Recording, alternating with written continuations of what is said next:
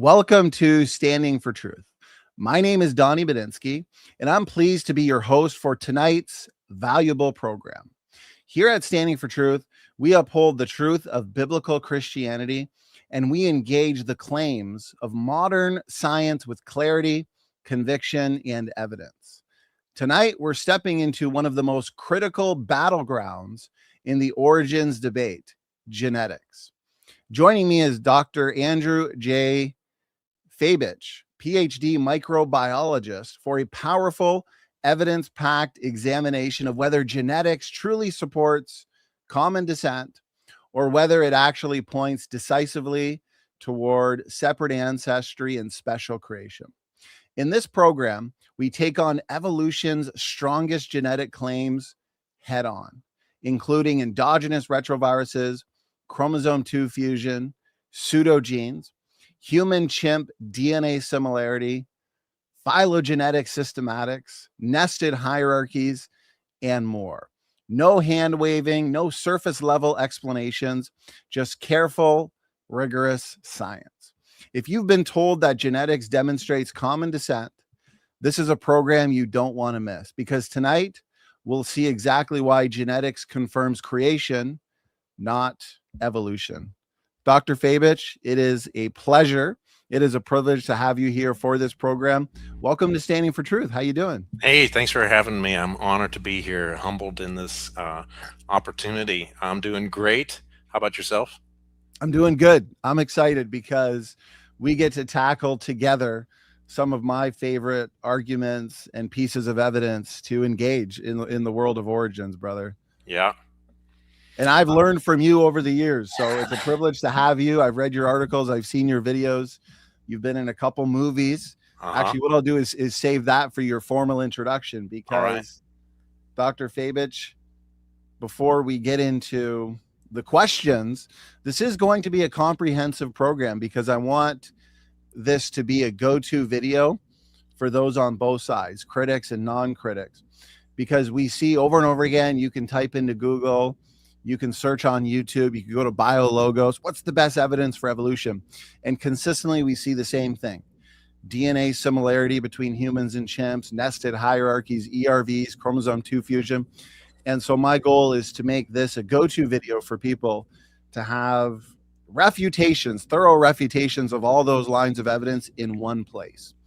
And so, okay, I'm going to give my guest here a formal introduction. Dr. Andrew J. Fabich is a PhD microbiologist who has taught at the college level for over 15 years. He earned his BS in molecular genetics from the Ohio State University and his PhD in microbiology from the University of Oklahoma.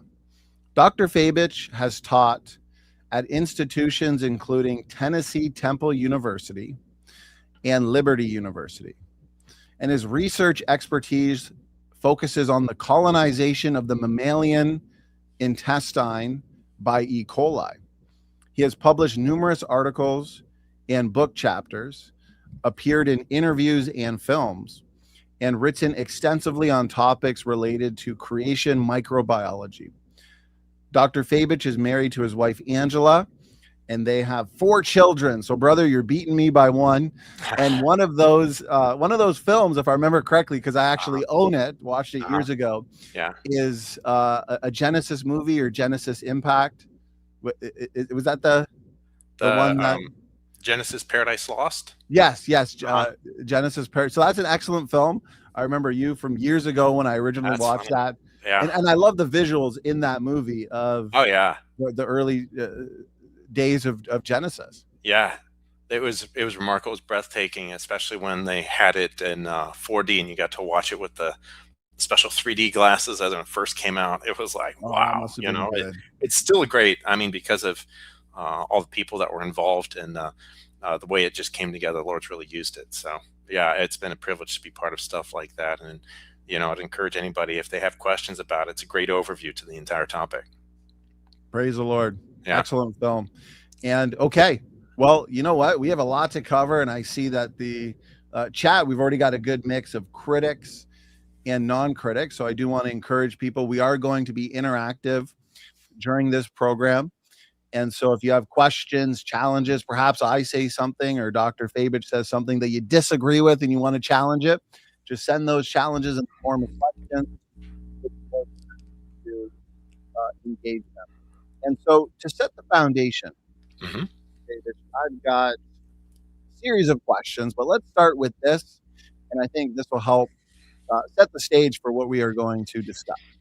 And so our goal for tonight, and just in general when it comes to the origins debate, isn't just to critique the strongest genetic arguments for common descent, but to also present a clearer and more coherent model in their place.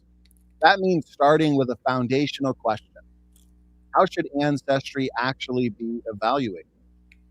As creationists, of course, we affirm separate ancestry, which is the view that life was created in distinct, separate groups, that humans are created separate from any other form of life, including chimpanzees, monkeys, banana plants, rather than all life descending from a single common ancestor. By contrast, the evolutionary model claims that all plants and animals are ultimately related. Let me begin here. What is the most reliable way to assess ancestry in biology? And as we transition into our first topic, is DNA similarity between organisms really a trustworthy tool for determining ancestry across the biological world?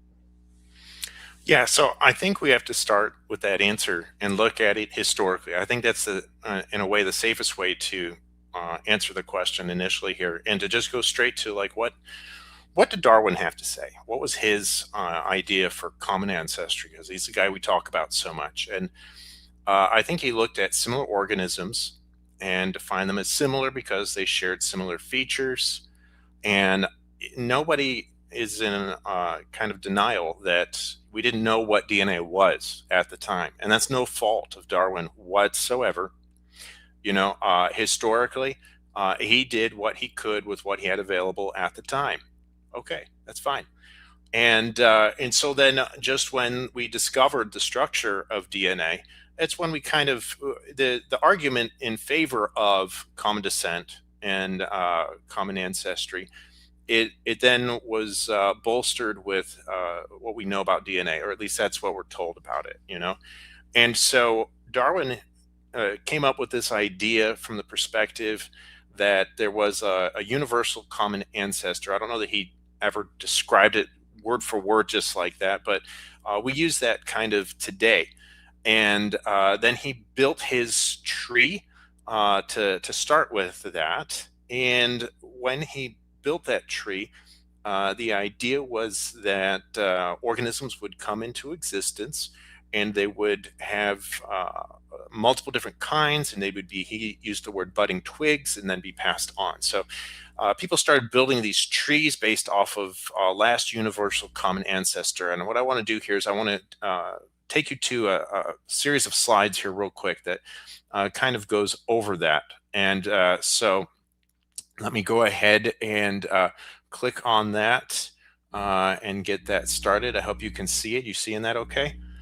Yes. And before you do present, I had a couple people in the chat saying my audio was a bit muffled earlier. How does it sound right now, Dr. It sounds much better. Yeah. Okay. Okay. Yeah. I made sure to click reduce mic background noise on both our cams. Let me just double check. Because sometimes if we're both unmuted, then that might happen. So I think we're good. Okay. All right. I appreciate that to the audience. All and Dr. Fabich, the floor is yours. I've got your screen shared. Awesome. So I wrote this article, and when I wrote this article, it was about the movie Luca, but I made this comment kind of offhand. When I watched the movie Luca, I initially had the thought that, like, oh, this is not about the last universal common ancestor. And then it kind of came to realization. But the last universal common ancestor, you can see here on this tree, rooted here, has the three domains of life: bacteria, eukarya, and archaea. And I'm going to overlay them with some green here because I want to show you. I got this figure from W. Doolittle. The very first seminar I went to in graduate school was with W. Doolittle in person, and I got a chance to hear him present this evidence directly. And so I wanted to, I reproduced this from his figure. and you'll see why it's like a reproduction here. But the idea was that back in the 70s, after we had also learned what DNA was, we learned that we could sequence certain genes and find out the identity and potential relationships. And so this guy, Carl Woese, latched onto this concept and was paying attention to the 16S ribosomal rRNA. And he discovered that you could group together the organisms, all of these organisms, into 3 domains, is what he called. At the time, we were using this kingdom system, and we still use the kingdom system today, but there is this one layer that's higher, which is the domain. And we have 3 domains of life: the bacteria, eukarya, and archaea. The vertical lines here are supposed to represent vertical gene transmission, where the parent gives its genes to the offspring, and there's a couple of offshoots that are going horizontal direction from cyanobacteria and proteobacteria that are supposed to give rise to the photosynthesis in plants with the chloroplasts, as well as mitochondria for a good number of those. And the archaea are not there as well, but that the archaea and eukarya are supposed to be closely related to each other. And I was really shocked when I first heard this because he presented the data saying that when Woese originally came up with this analysis, he said that it was powerful enough to explain all the domains of life, every living thing, and a tree of life. But then as we continued sequencing, because the cost of DNA sequencing has just gone down drastically since we first started this endeavor, that we have only been able to get this in higher resolution. And with the higher resolution, if you will, it's kind of been shaken up and stretched a little bit now, where instead of this 3 very clean different categories of the 3 domains of life, what we found, and this is also right here now, W4 Doolittle's figure that has all of these horizontal lines added for what's now called horizontal gene transfer. So it wasn't just this endosymbiotic theory that happened. It was that all of life forms are exchanging DNA at a rapid rate through this process called horizontal gene transfer. And you know, the funny thing here, and he was free to admit this, is that this figure looks nothing like the original one that we so-called received from Darwin, right? And so then I want to take it, one step further. You can see this comparison about what fits, okay? So I want to try and simplify this, okay? Because I think to make the point, it's easy to see the visual here, all right? So I'm going to keep the vertical lines for vertical gene transfer, and I'm going to turn the horizontal lines to horizontal gene transfer. I'm going to end up with a grid like this, okay?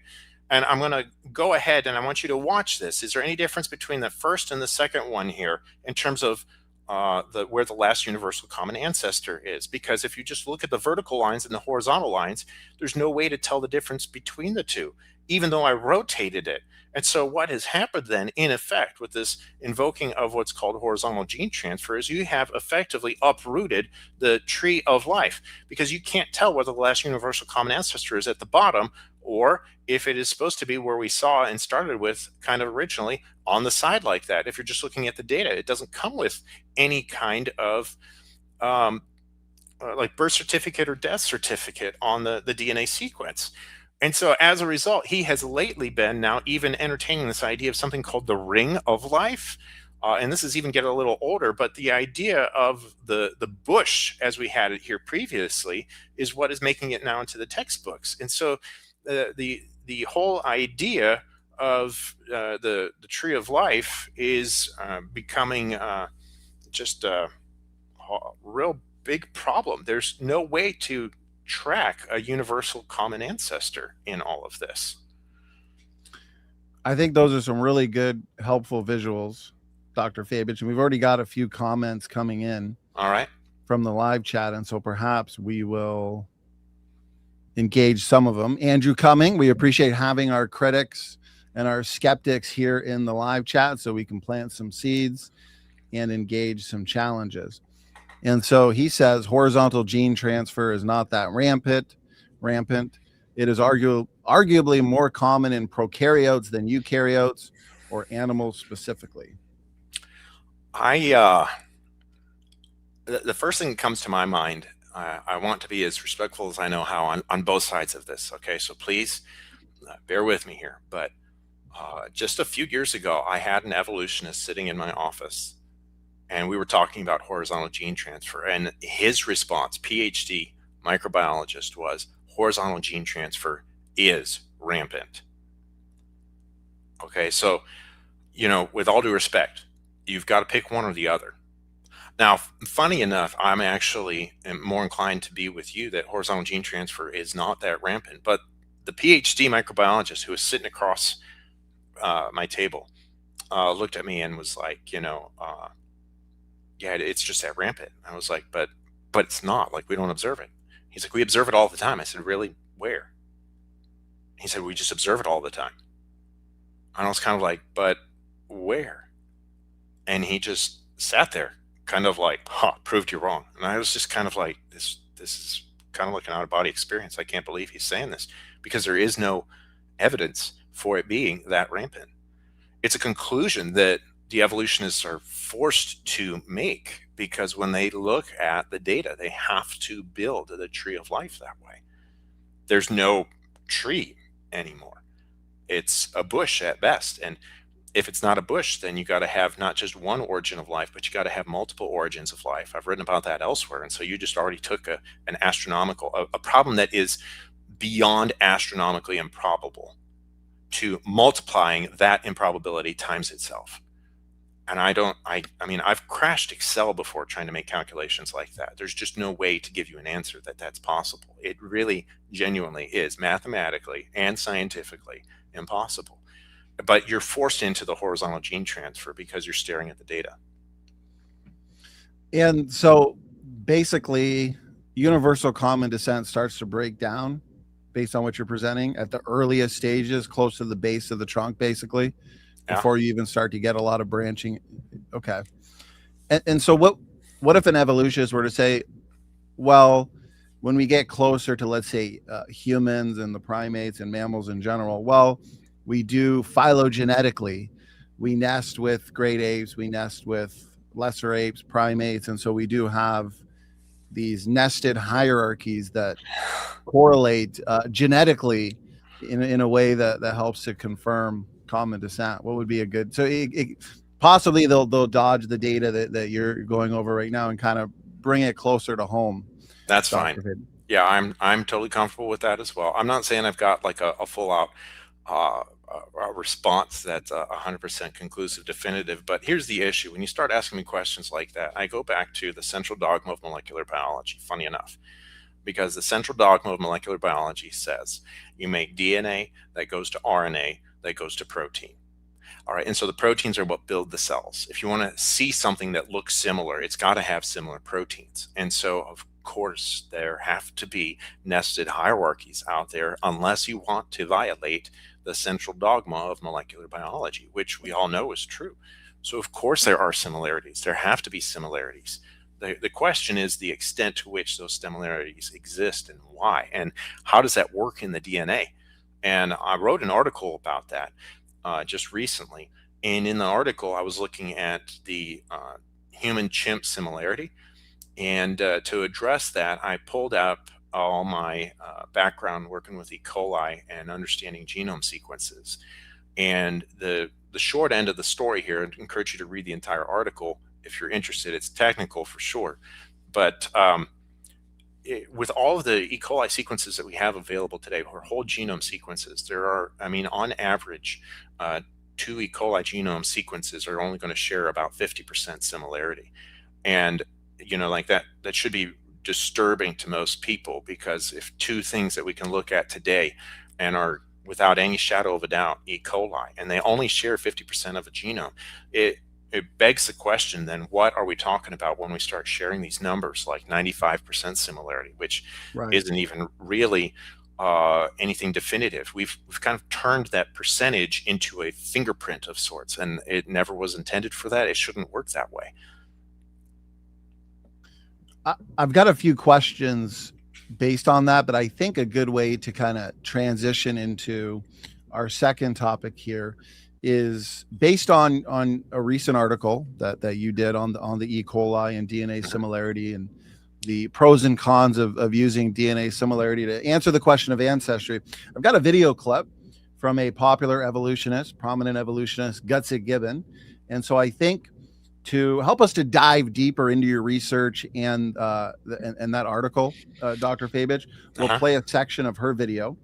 And as I'm talking, I see more comments coming in. So I appreciate the energy in the chat. I've got those saved, and we'll address those in a little bit, guys. Keep sending in your arguments, your questions, your best genetic level arguments, and we'll have fun engaging those.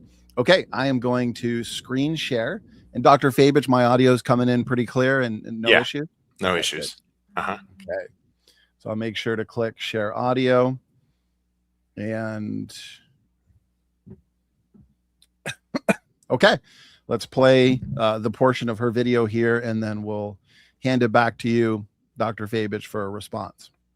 Creationist literature. So a new paper was released over at Answers in Genesis recently by Young Earth Creationist, and this article is looking at the genetic similarity between two members of E. coli, the same species of organism. As evident by the title, the purpose of this paper is to point out that genetic similarity should have no basis on how closely related organisms are in actuality from a creationist perspective. The genetic similarity may work for the evolutionists, but for creationists, it's just not going to work. It's quite poorly written, to be honest, but the author used to work with E. coli and so has kept up with genomic similarities between populations of E. coli whose genomes have been sequenced and compared, much like humans and chimps, as well as other apes, have been. The author singles out two specific populations of E. coli and points out that their sequenced genomes reveal that no matter which method you use,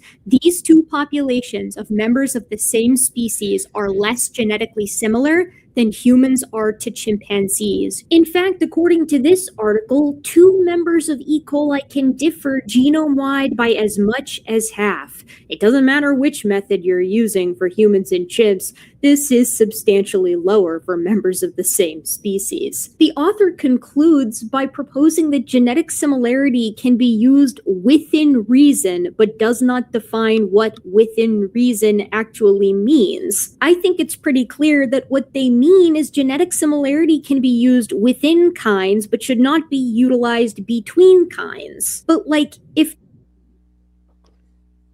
okay, let's genetic similarity can't stop it there, Dr. Fabich. And I do have a couple of my own questions based on, she means business. So what we'll do is give her some responses. We do appreciate engaging and interacting with our critics. We've had Erica on the channel numerous times for debates, both formal and informal. So we look forward to interacting with her comments here. So before I ask you a couple questions based on that, why don't we hand it to you for some thoughts and responses to what she said there? All right, that's fine. Yeah. I immediately go to how dissatisfied she was with the phrase when I said within reason. And you know, it's funny because when I wrote that article, I had in the back of my mind, you know, I could launch off from this point and write another article or two on that very topic, you know. And so to call out that, you know, like, okay, fine, but I also wasn't going to have enough space to write that, and I would lose, you know, anybody that's paying attention. So here's the short end of it. Okay. Within reason. Yeah. All right. We got to look at the differences between the kinds, right? You know, and it's evident when you look at scripture. All right. The Hebrew word mean is used to translate what we get our word kind from. Okay. In the English, and the word species also, funny enough, is Latin for the word kind, and was used to translate in the Latin. And if you look at certain romantic languages that translate the Bible from the Hebrew, they will actually have a word like species there, and it means just kind. Okay. So the kind and the species, as we're trying to describe them, are not the same kind of a concept today that they used to be. All right. And so when Darwin talks about a species and when we talk about a kind, they're not the same thing. Kind is a broader category and species is inside of a kind. All right. So that being said, then, you know, whenever we try to have this kind of a conversation, the nature of this, right, you know, a lot of times the evolutionist comes on the creationist and tries to really pin us down and say, well, you can't even define what a kind is, and you try to say it like it does this or it does this or it does that, and fine, okay, I want you to give me a clear-cut definition of the word species. Give me one definition that explains everything on the planet. Okay, I'm pretty sure that I've heard in the conversations with evolutionists in the room and just listening to them and looking at the literature, it is a concept that is very difficult to define when you get down to it. All right, so I would appreciate at least a little bit of give and take on this one. And I'm going to push back a little bit and say, all right, if you're going to bellyache about not having a nice definition of the word kind, then I'm going to bellyache just as equally about the word species. Okay, that being said, now let's move on here. Okay, the idea of kind has a lot rooted with the idea of being able to interbreed and having hybrid offspring, if you will, having large genetic diversity, and then over time, devolution, not evolution, where things are falling apart and not getting better, that we end up with all the different kinds that are on the planet. We have a dog kind, we have a cat kind. All right, and for evolution of species, there has to be mutations that make it get better over time. And so then you beg the question, all right, well, when does an organism lose the ability to interbreed according to the evolutionist model, and how do you build that? How are you able to tell? And well, okay, you can start building trees like the ones that I was just talking about and looked at what the evolutionist W4 Doolittle did. But instead of looking at 16S rRNA, let's pick a different gene. You know what happens is we get a totally different phylogenetic tree. Okay, you can, and this has been happening for years. Okay, like it's to a point where I almost kind of just lose track of, okay, how are we organizing the tree today? Like, we don't have any kind of set organization. And I understand that there are tough questions to answer, even if I hop inside of an evolutionary worldview and try to operate there. Like, okay, that's fine. I understand that there are questions, and the nature of science is that you never get 100% of the answers, but you can't pin that down, turn around on us and say the exact same thing unless you're willing to come over on our turf and to engage with the data like that. So when you start building a tree and it doesn't work, then what has happened over the years is I've just watched this. I mean, I remember in graduate school watching this happen before my very eye. Like, they're like, okay, if we pick a different gene, then we get a different phylogenetic tree and we get a different relationship. And this makes more sense to us. So this makes more sense to us appeal is really poor, because it depends on me and my finite knowledge to understand just exactly how everything is. And that just doesn't work. It doesn't fit with the observed world. And you have to admit that you only came up with it because you just tried something different. And the problem is that I could go around and I could pick any of the 250 essential genes that we know, and I can get 250 different phylogenetic trees. And so then what do? They take it even one step further, and they do something called multi-locus sequence tag, MLST analysis. And with the MLST, they picked, let's say, 8 genes. Okay, fine. We could even pick more, but we'll just settle with 8. You pick 8 genes, and you put those together, and you try to come up with an analysis. And the problem is you got to decide on which 8 genes you choose to build your phylogenetic tree, and you go through the whole process all over again. And so at the end of the day, I can build a different phylogenetic tree. And that's just using one statistical metric. I could do bootstrapping. I could do non-rooted or whatever all the statistical language is, and I can come up with a totally different result without changing the data one bit. And I've watched it happen.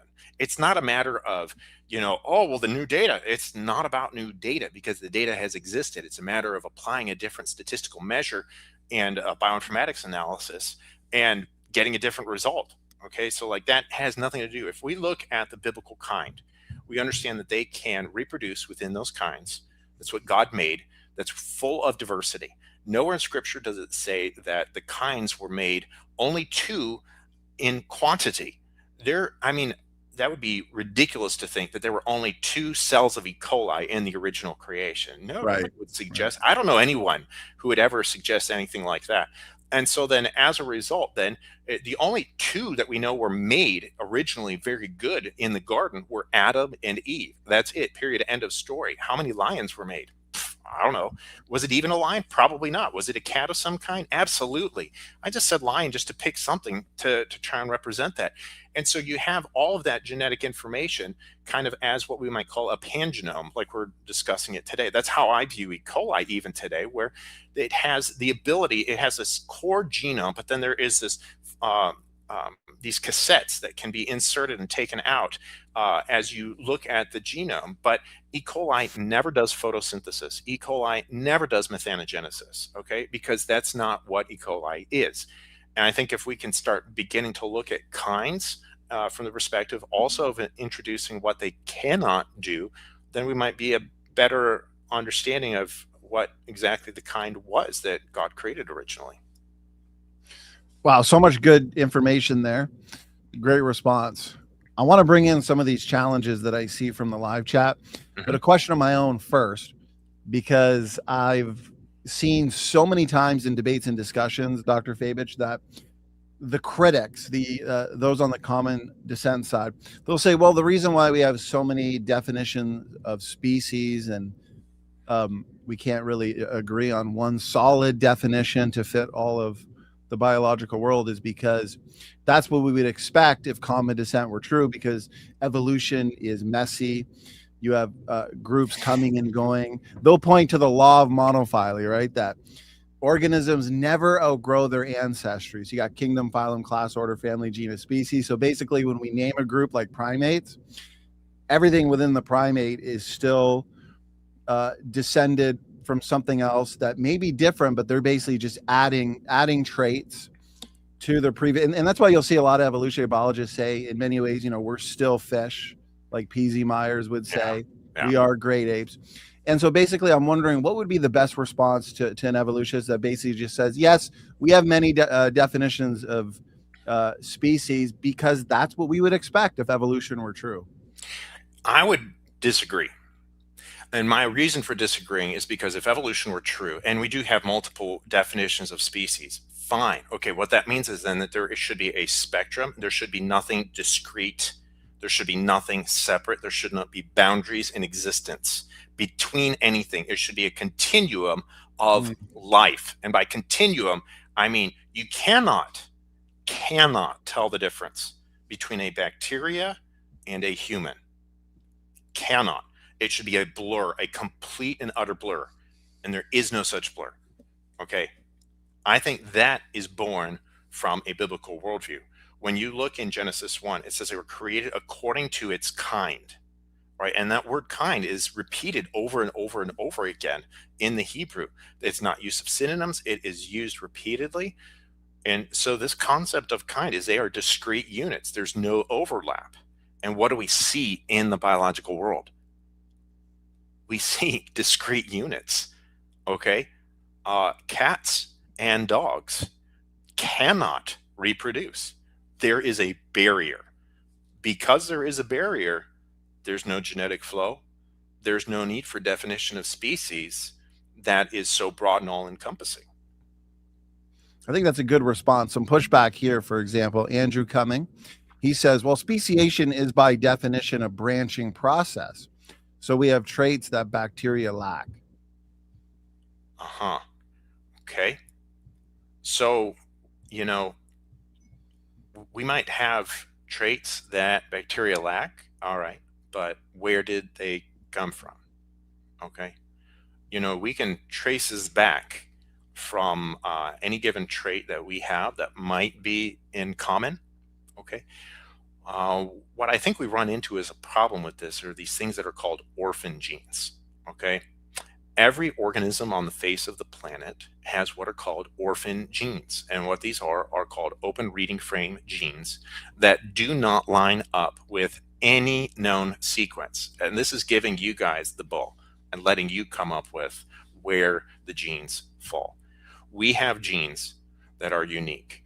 Chimpanzees have genes that are unique. E. coli has genes that are unique. I can go on down the list. Okay. And why is that a problem? It's because there's no mechanism in place to explain where the orphan genes came from. What you end up using as a rescuing device is that, well, we've got to get more data. And I mean, I'm sorry, but there's well over, if I remember right, I did the math, it's like 10,000 E. coli genomes deposited in GenBank.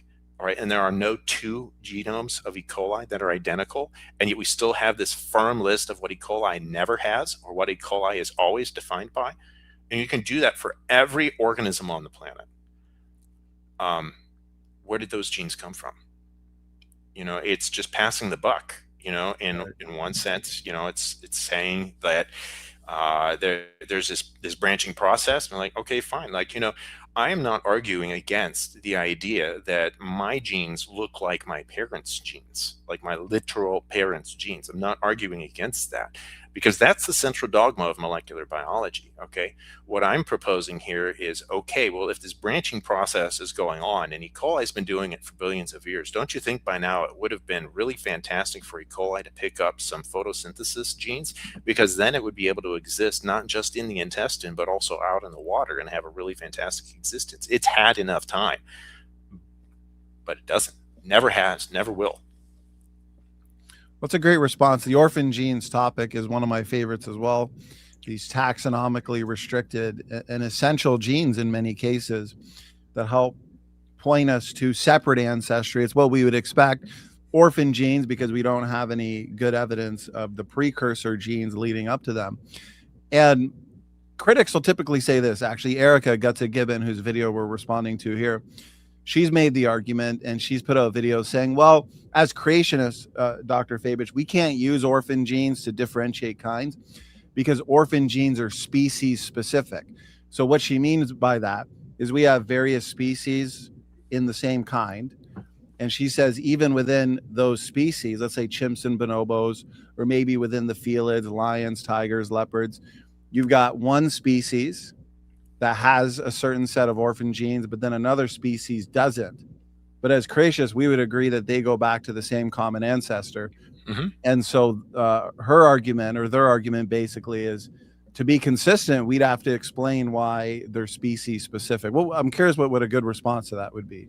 I think it's like this pangenome kind of a concept where the common ancestor had all of those, genes, and for whatever reason they kind of got separated out by, we'll say, drift processes that they even like to use and describe, and that's totally fine. There's not a problem with that from a biblical perspective or creationist. No creationist is ever going to say drift doesn't happen. I mean, watch any kind of viral epidemic that takes place and how it goes through an ebb and flow. I mean, you can see the genetic drift happening. We're just denying that it takes place over millions and billions of years. As I was talking through that, I was also thinking about, just take a look at, we know the history of the dogs and how they came from a wolf. All right. If you looked even in the fossil record at a Chihuahua and a Great Dane, and that was all that you had to go on, you would have to conclude they are different species. But we know today that they are not. And then do they not also appear to have very unique features? We're like, yeah. But we know the story. Okay, it's documented historically. Within the past 400 years, we have watched all the dog breeds that we see today come into existence. Even look at the, I think it's the British Bulldog, whose snout has been truncated because of looks and a desire for the way it looks, that the poor animal is unable to breathe properly. I mean, like the great amount of variation and plasticity that's available, I mean, we don't even know what half of the E. coli genome does. And I mean that quite literally, okay? 50% of the E. coli genome, we don't know what it's doing. When I was in graduate school, I had the opportunity to discover a gene with unknown function and try to describe it. I was like, who am I? I'm not going to do that.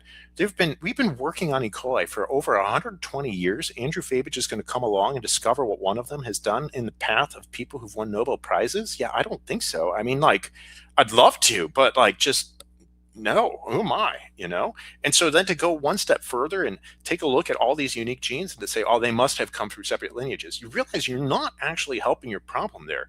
You're creating a bigger problem for yourself, because your list of where all they came from just went up, exponentially.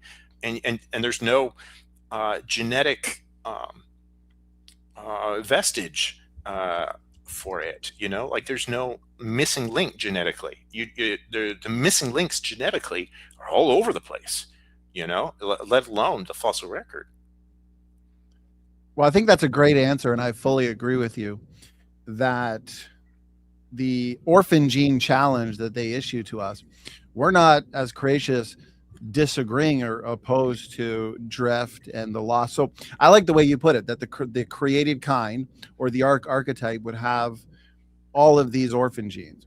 But after the flood, you'd have breakaway populations, daughter populations, speciation events. And so as a result, you'll have one species without a certain set of orphan genes, let's say species A, where species B retains it. But if you look at all those species that go back to that archetype, that archetype would have all those orphan genes. And so then as creationists, we wouldn't have to say, well, the reason why they're species specific, and maybe you can speak to this, is not because orphan genes are being added through novel beneficial mutation accumulation or de novo gene synthesis, they'll say. It's because they're essentially being lost over time. Yeah, absolutely. We don't see any kind of new information coming about by a mutation process. There's not a single documented beneficial mutation, sorry.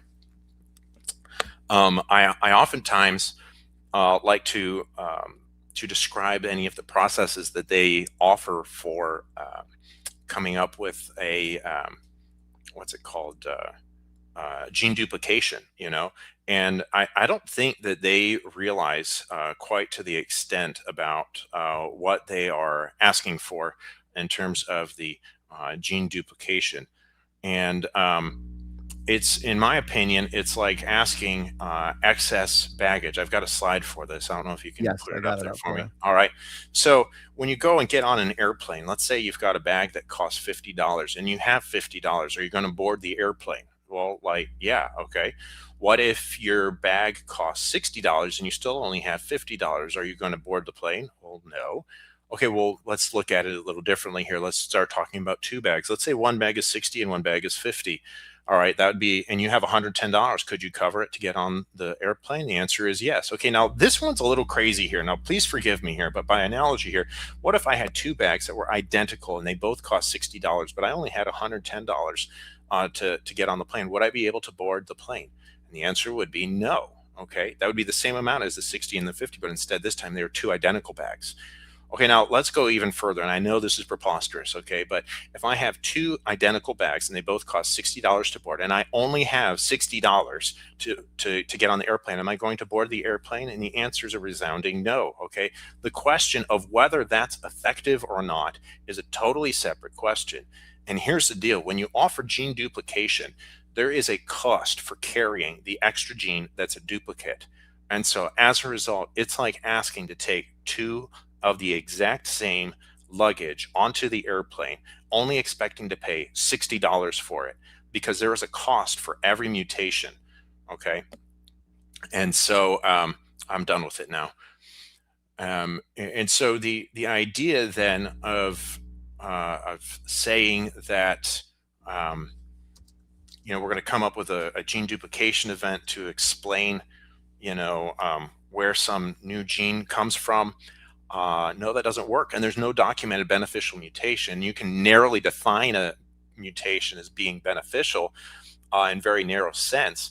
I passaged E. coli through the intestine. You can read my paper if you want. And what we did is we sequenced the genome afterwards, and we identified an approximately 500 base pair fragment that was deleted at the flagella master regulator, and it was gone. And when E. coli didn't have the flagella master regulator, it was able to colonize better. And so hey, yeah, wow, I did just exactly what you guys are asking me to. And what I am left wondering is, why does any E. coli still have a flagella? Well, and the answer I came to based on the evidence is that it's this idea of this pangenome, like I told you about, where under certain circumstances, does it make sense to just jettison that? Okay, fine, yeah. But then there's other instances where it's going to have it intact because it uses it. I come at it from a very functional perspective, okay, to where you can't say, oh, hey, give me sickle cell anemia because I'm going to go over to a malarious part of the world. No. I think you ought to try asking somebody with sickle cell anemia if they would love to get a cure for their disease. Oh, wait, there is. And people are getting it today because they don't want to live with sickle cell anemia because they think it's going to be beneficial when they come around some malaria. That doesn't work. And that's the best evolution has to offer. The best, okay? And now, technically, here for the creationist audience as well, I'm just going to throw this out there, okay? I don't know how you qualify this, all right, but are there such thing as a beneficial mutation? Well, let's say I have a mutation in one base pair of my DNA, and let's say it actually changes back to the nucleotide that Adam or Eve was created with. would that be a beneficial mutation? I mean, like, I guess, because it's what God created originally. Now, would it cause anything, or would it be like a neutral mutation? Would we see any kind of effect? Well, like, I don't know, but I can't say that there from a biblical perspective that if I ended up with a nucleotide that's exactly what Adam or Eve had, that it wouldn't be good, because God called it very good at the end of day 6. So I mean, like, it'd have to be very good, but not in the evolutionary sense where we're actually able to build anything. I mean, I even tested this a little bit with a different paper where we looked at 2 nitrate reductases that E. coli has, and they were said to have come into existence by what's it called? Gene duplication, like what we're just talking about here. But what we actually found is it has a primary nitrate reductase and a secondary nitrate reductase. And when you take mutants of those and you compete them against each other, you can actually rebuild the order of which nitrate reductase is more powerful than the other in the intestine. It's beautiful, Wow. That's incredible. So what kind of application then? Because what you're saying here is really interesting, because I feel like taking this logic, taking this information can help us answer a lot of the best examples of a so-called beneficial mutation or novel changes that I've seen presented by PhD evolutionary biologists. One that they'll constantly point to, excuse me, and I wonder what kind of application we can make. They'll point to a direct observation in nature where we have these lizard populations that are it's argued that what we're observing is them being in the process of evolving from the ability of laying eggs to being able to give live birth to their offspring.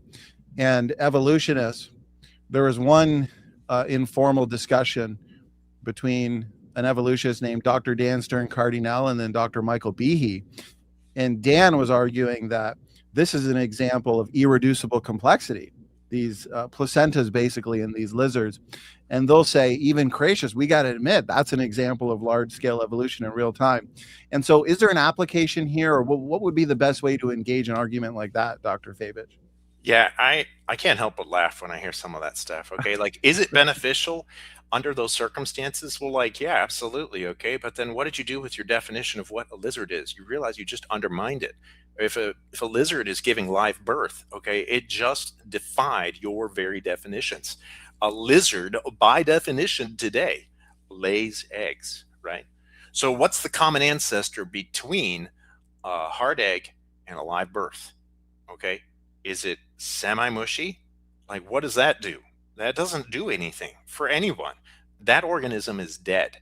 And it's very dead, just like that cost applied for having 2 identical bags of luggage. It doesn't make any sense. There's a cost of evolution. You have to pay for it. You have to make the investment. You have to be committed to that investment, not for your generation, but for the following generations as well. There is a cost. And if you can't pay, it's going to come asking, and it will get rid of it. And that's what it does. It gets rid of information. It does not supply new information. There has never been an instance of a novel mutation in the literature, period. Could this be an example of the ability in these lizards to have dual functional roles in terms of reproduction, where some, depending on what environment you go in, they could have started off having that dual reproductive capability, kind of like, this is a simple analogy, but maybe it works on a technical topic, how GM or Chrysler designs their vehicles with both an air conditioner and a heater. So you got both, but if you go to Alaska, well, you're probably not going to be using the air conditioner, so that's not going to be expressed. You're going to be using the heater. If you go to somewhere hot, the deserts of Australia, well, you're not going to be using the heater. You're going to be using the air conditioner. And so perhaps these lizard species have the dual capability of using one or the other. And now some of those species are basically losing one in favor of the other mode. Does that make sense, Dr. Fabich? Yeah. I think it's just a problem of we never asked the right question in the first place. You know, when we find out that an organism is capable of doing this, that, or the other, then we're like, whoa. And I mean, hear me, I'm with you on the whoa moment, because it's cool when we learn something like that. I remember an instance once of a scientist who was went away for like a holiday of some kind, and he left his plate in the incubator, and he came back after weeks, and there were these things that were like projectile things growing outside of the petri dish. He's like, whoa, what's going on? And then after he dug a little deeper, I mean, he was able to work out some of the genetics behind it, because that had never been done before. But his initial whoa moment was actually dampened quite a bit, because he went in the literature and saw that, like, I don't know, 50, 75 years ago, somebody else had already seen it, you know, and it was just kind of like, oh, we don't know what to do with it, you know? And so I think a lot of times we go out there, and what we do is we end up preventing the science from being done when we approach it with such a closed mind that we're not broad-minded enough and open-minded enough to look at the creation and say, I don't know what's going on with it. There is potential untapped, and I get the opportunity to ask the question. Well, that's a good point. And that's the joys and excitement of model building and in science in general. I'm curious as to your thoughts on a couple of these challenges. So this goes back to what we were discussing at the beginning. Andrew Cummings says, you'd be surprised how often the gene trees do agree with each other statistically. Many branches have very high bootstrapping values. You mentioned bootstrapping in one of your answers previous. I'm curious as to your thoughts on this. Yeah, I still I disagree with the surprise, okay, because there's a certain amount of lack of surprise that has to be there, because I'm not saying that the central dogma of molecular biology doesn't work. You know, if I go out into nature and I see two organisms living in the same environment, I'm expecting to find some genes that are going to be common. I'm going to even expect to find some of the sequences to be really similar, although not identical, unless they're coming from what we might call the exact same species. I would expect the bootstrapping to work with all of those. My problem is when we take an entire clade and we have to reclassify it. And that happens more often than not, especially in microbiology. It doesn't happen as much at the larger levels of organization, because I'd say a lot of those we have right, but with the microbes we don't have as much. We don't see as much of what they're capable of doing. I mean, truth be told, there's a great plate count anomaly. We can only even grow about 5% of what's on the planet or something like that, you know? So there's a whole lot more to be said on this. And you know, I don't think it's wrong to point out how you have to move an entire clade when you previously.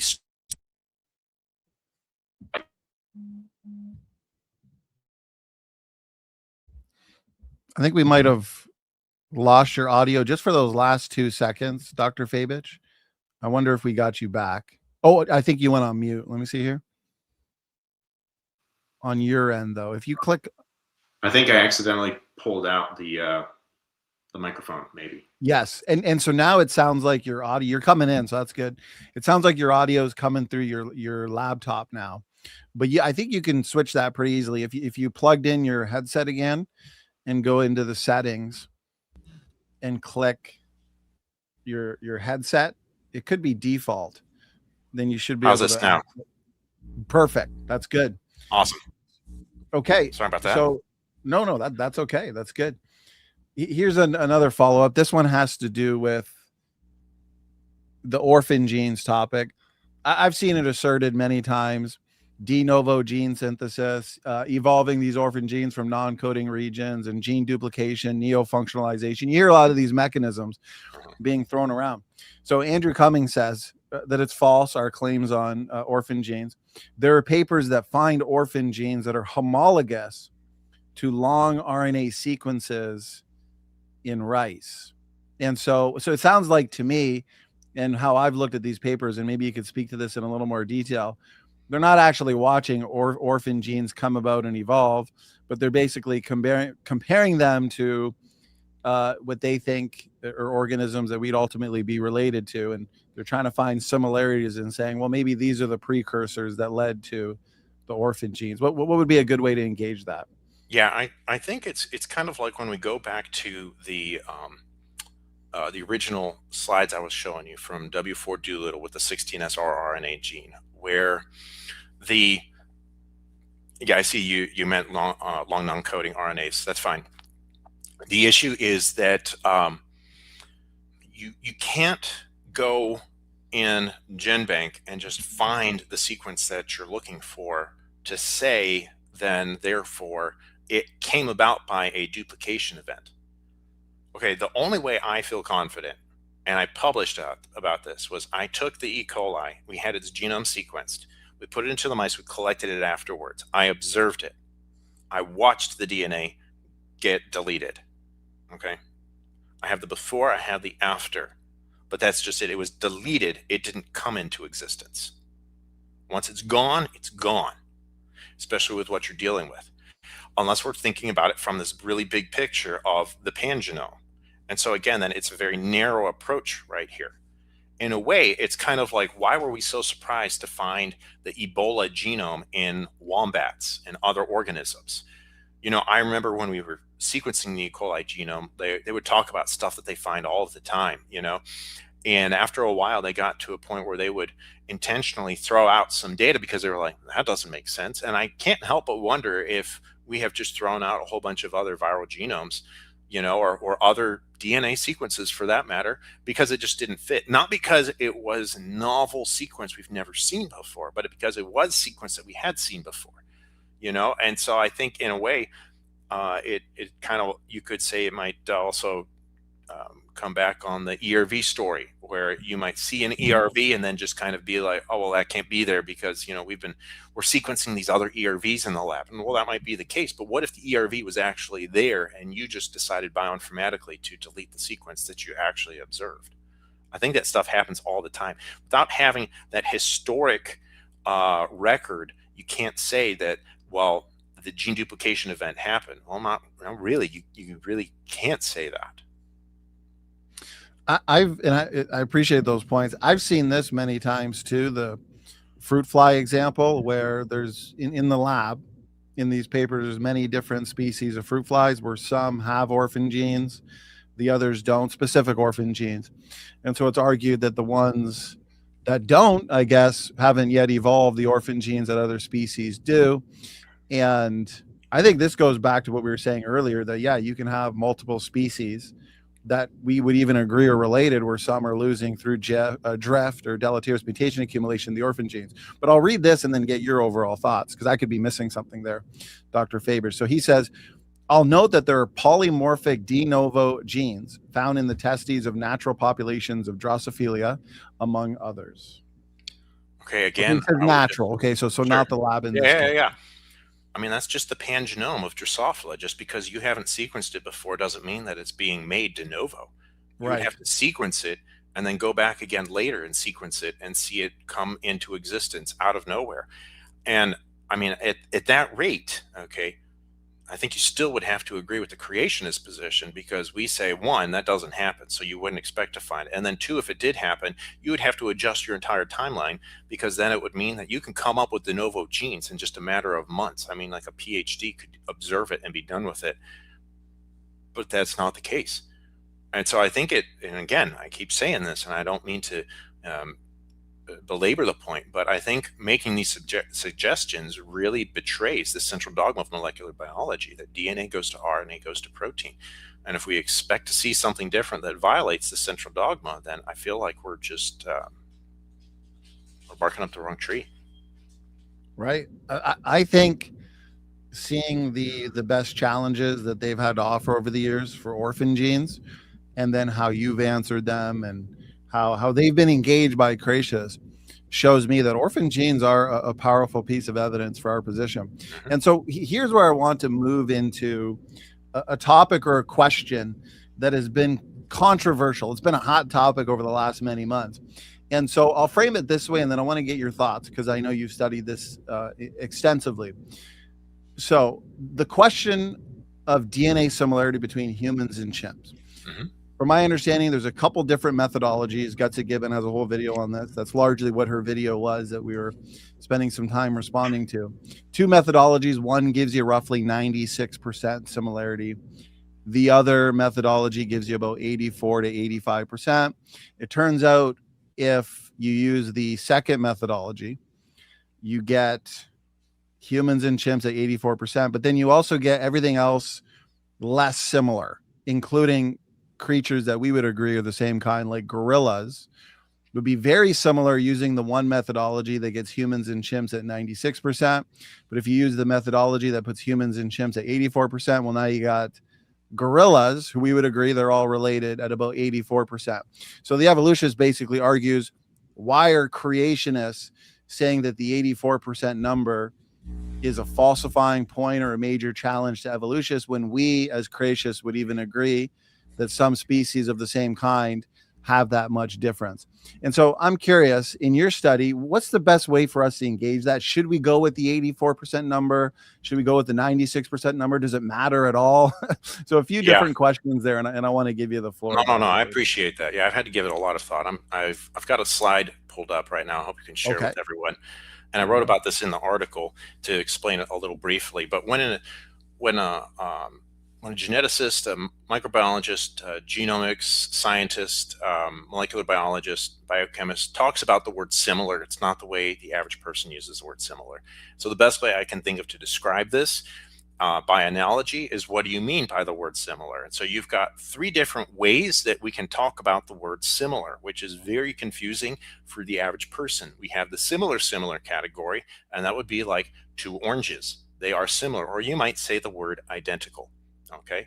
And then we can have another category where it is similar, dissimilar. It means that like they line up for a lot of the different traits or features, but they're not quite identical the way those two oranges are. And you might say like an orange and a lemon. All right. Because they are both, we would say they are both citrus fruits, right?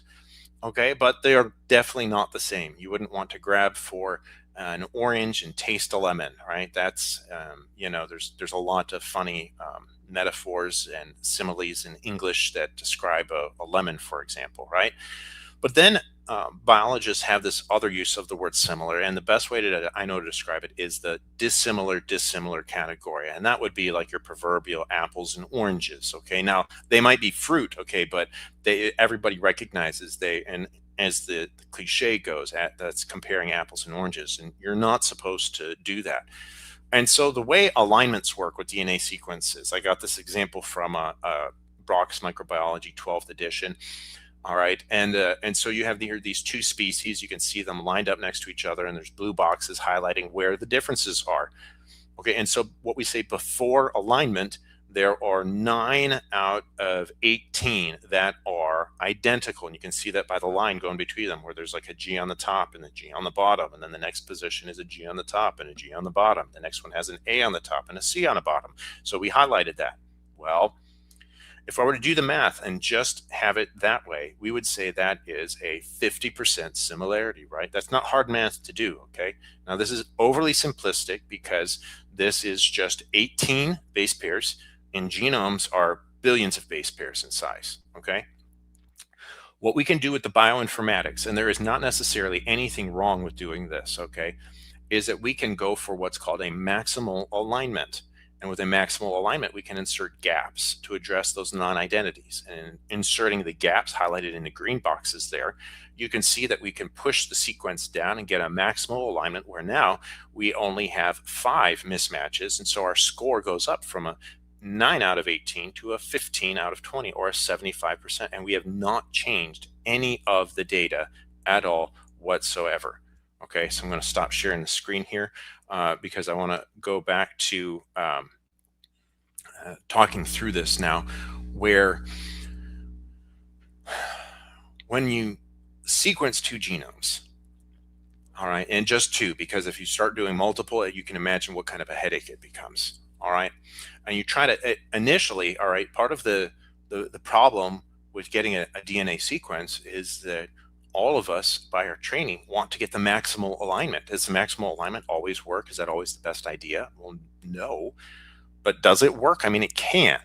So who's to say when you can and where you can't? And that's a really hard answer, okay? Admittedly so, okay? But I want you to see that you can just kind of come up with them a little bit different that way. All right, fine. So one of the issues, and I'm pretty sure Gutsick Gibbon has talked about this at least a little, is that they did, when they sequenced the chimp genome initially, they did a process called scaffolding, which they used the human genome as a scaffold to build the sequence of the chimpanzee genome. And so by default, you're going to build into it common ancestry. I mean, they basically said as much, okay? And so finally, with this latest paper with all the apes, we have some real numbers now. All right. And, so I still don't understand. I would love to hear what Guts Gibbon has to say as far as what she thinks the percentage is supposed to be, because I just read the paper, and the 85% ish is what I got out of the paper. If you go to the supplementary data, between humans and chimps, okay, and I don't know, I don't have a problem with 85% similarity. Again, I'm relying on the central dogma of molecular biology. Okay, if there was not 85% similarity, then you wouldn't expect for there to be any similarities between humans and chimps. But there are. I mean, just go to the zoo and take a look at a chimpanzee, and you're going to look at it, and it's going to have 10 digits on its hands and 10 digits on its toes. I mean, like, you can't deny that kind of a thing. And then at the molecular level as well. So of course there's going to be similarities. So you put a number on it, you call it 85%. Whoop-de-doo. I think that evolutionists would argue common ancestry if there was just 1% similarity, because it's not actually about what the data says, okay? Because when you think about it, okay, these genomes are millions and billions of base pairs in size. Okay, so even if it's 1% similar, they would be like, oh, that's like, 30,000 nucleotides that are the same, like identical. And like, okay, well, I look at E. coli, right? And in E. coli, I can only ever say that there are 2.5 million nucleotides that are locked in to a certain position, and that's always the case, and that comes out with every single E. coli.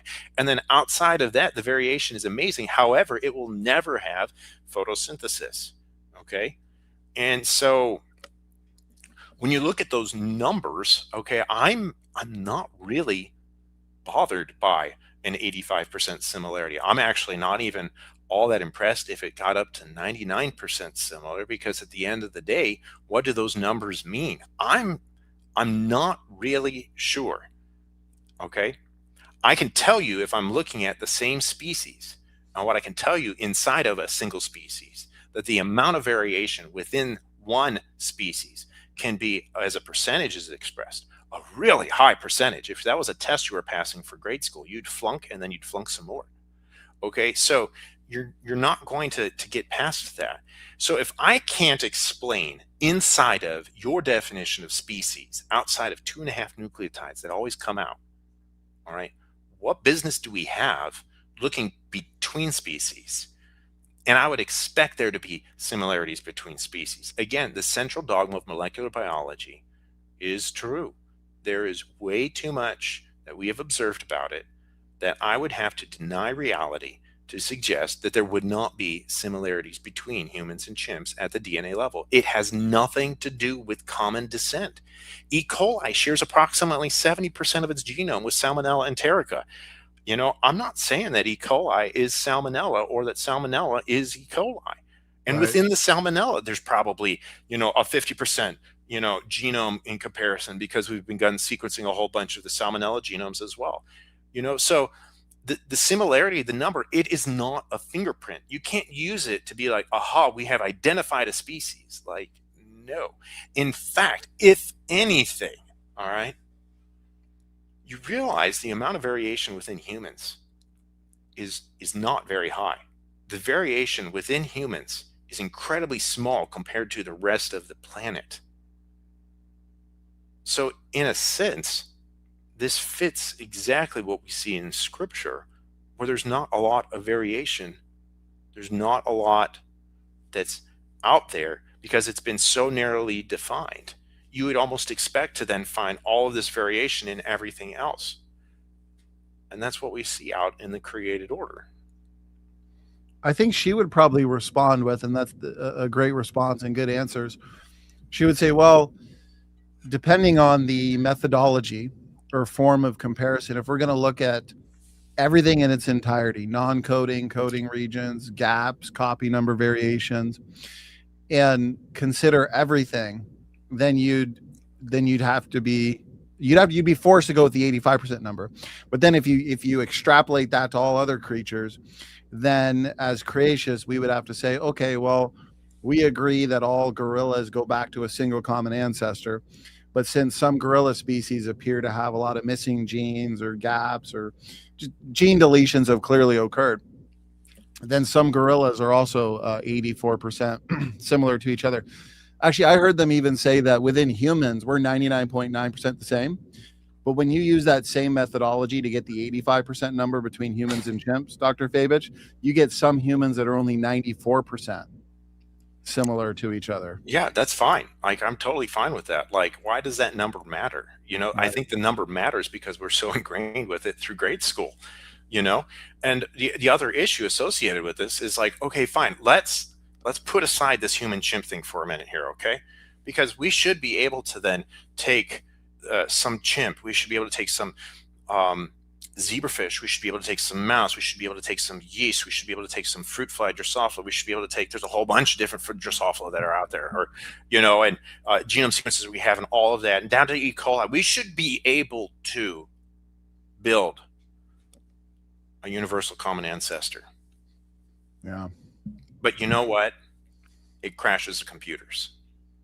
Wow. And it's not because it's a computational problem, like we need more computational ability, we need nano computing or something like that. Like, no. It crashes the computers because it doesn't happen. You cannot. It falls apart. Like, there is this uncrossable divide between prokaryotes and eukaryotes. Nobody denies that. Okay. What's the difference between those two? Like, what's a half eukaryote? Okay, you've got the endosymbiotic theory, but like that falls apart when you start listening to it as well. And what's a half eukaryote? That's how these stories go. You got to have some kind of a story that's like that. Okay, like it shares the DNA, and there's not anything out there for it. So are you basically saying, and I would agree, because I like to point this out, that homologous patterns in DNA, comparing humans and chimps, 84% number, 96% number, you were mentioning you wouldn't even be surprised if it was 99%. It's largely agnostic. It's non-discriminatory evidence. Evolutionists, they're going to explain it through common descent. We're going to explain it through common design. And so it's agnostic in the sense that it doesn't really do us any good in answering the overall question of ancestry. We'd have to go other places like orphan genes or DNA function. Is that essentially what you're saying, Dr. Fabich? Yeah, that's exactly right. You know, I don't feel like any kind of percent similarity works unless I know documented the historical parental relationship with the offspring. Right. And because outside of that, it's just pure conjecture, and you can begin making them say whatever you want. You can use whatever statistical model that you want.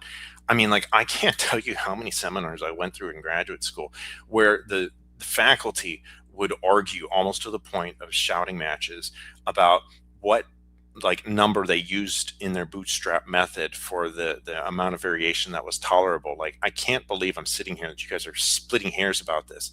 And honestly, if you did use the different number, you came out with different results. And you can't just wave your hand and say, oh, well, they had different common ancestry, or they may have had different common ancestry. I mean, there's one path. I mean, history happened. It's not like a multiple choice. George Washington was the president of Italy. No, George Washington was the president of the United States. You can't argue that. You can't dismiss it. And you can't just say, well, the data suggests otherwise, you know, or it's blurry. You know, you have to just go with what you know. Great point.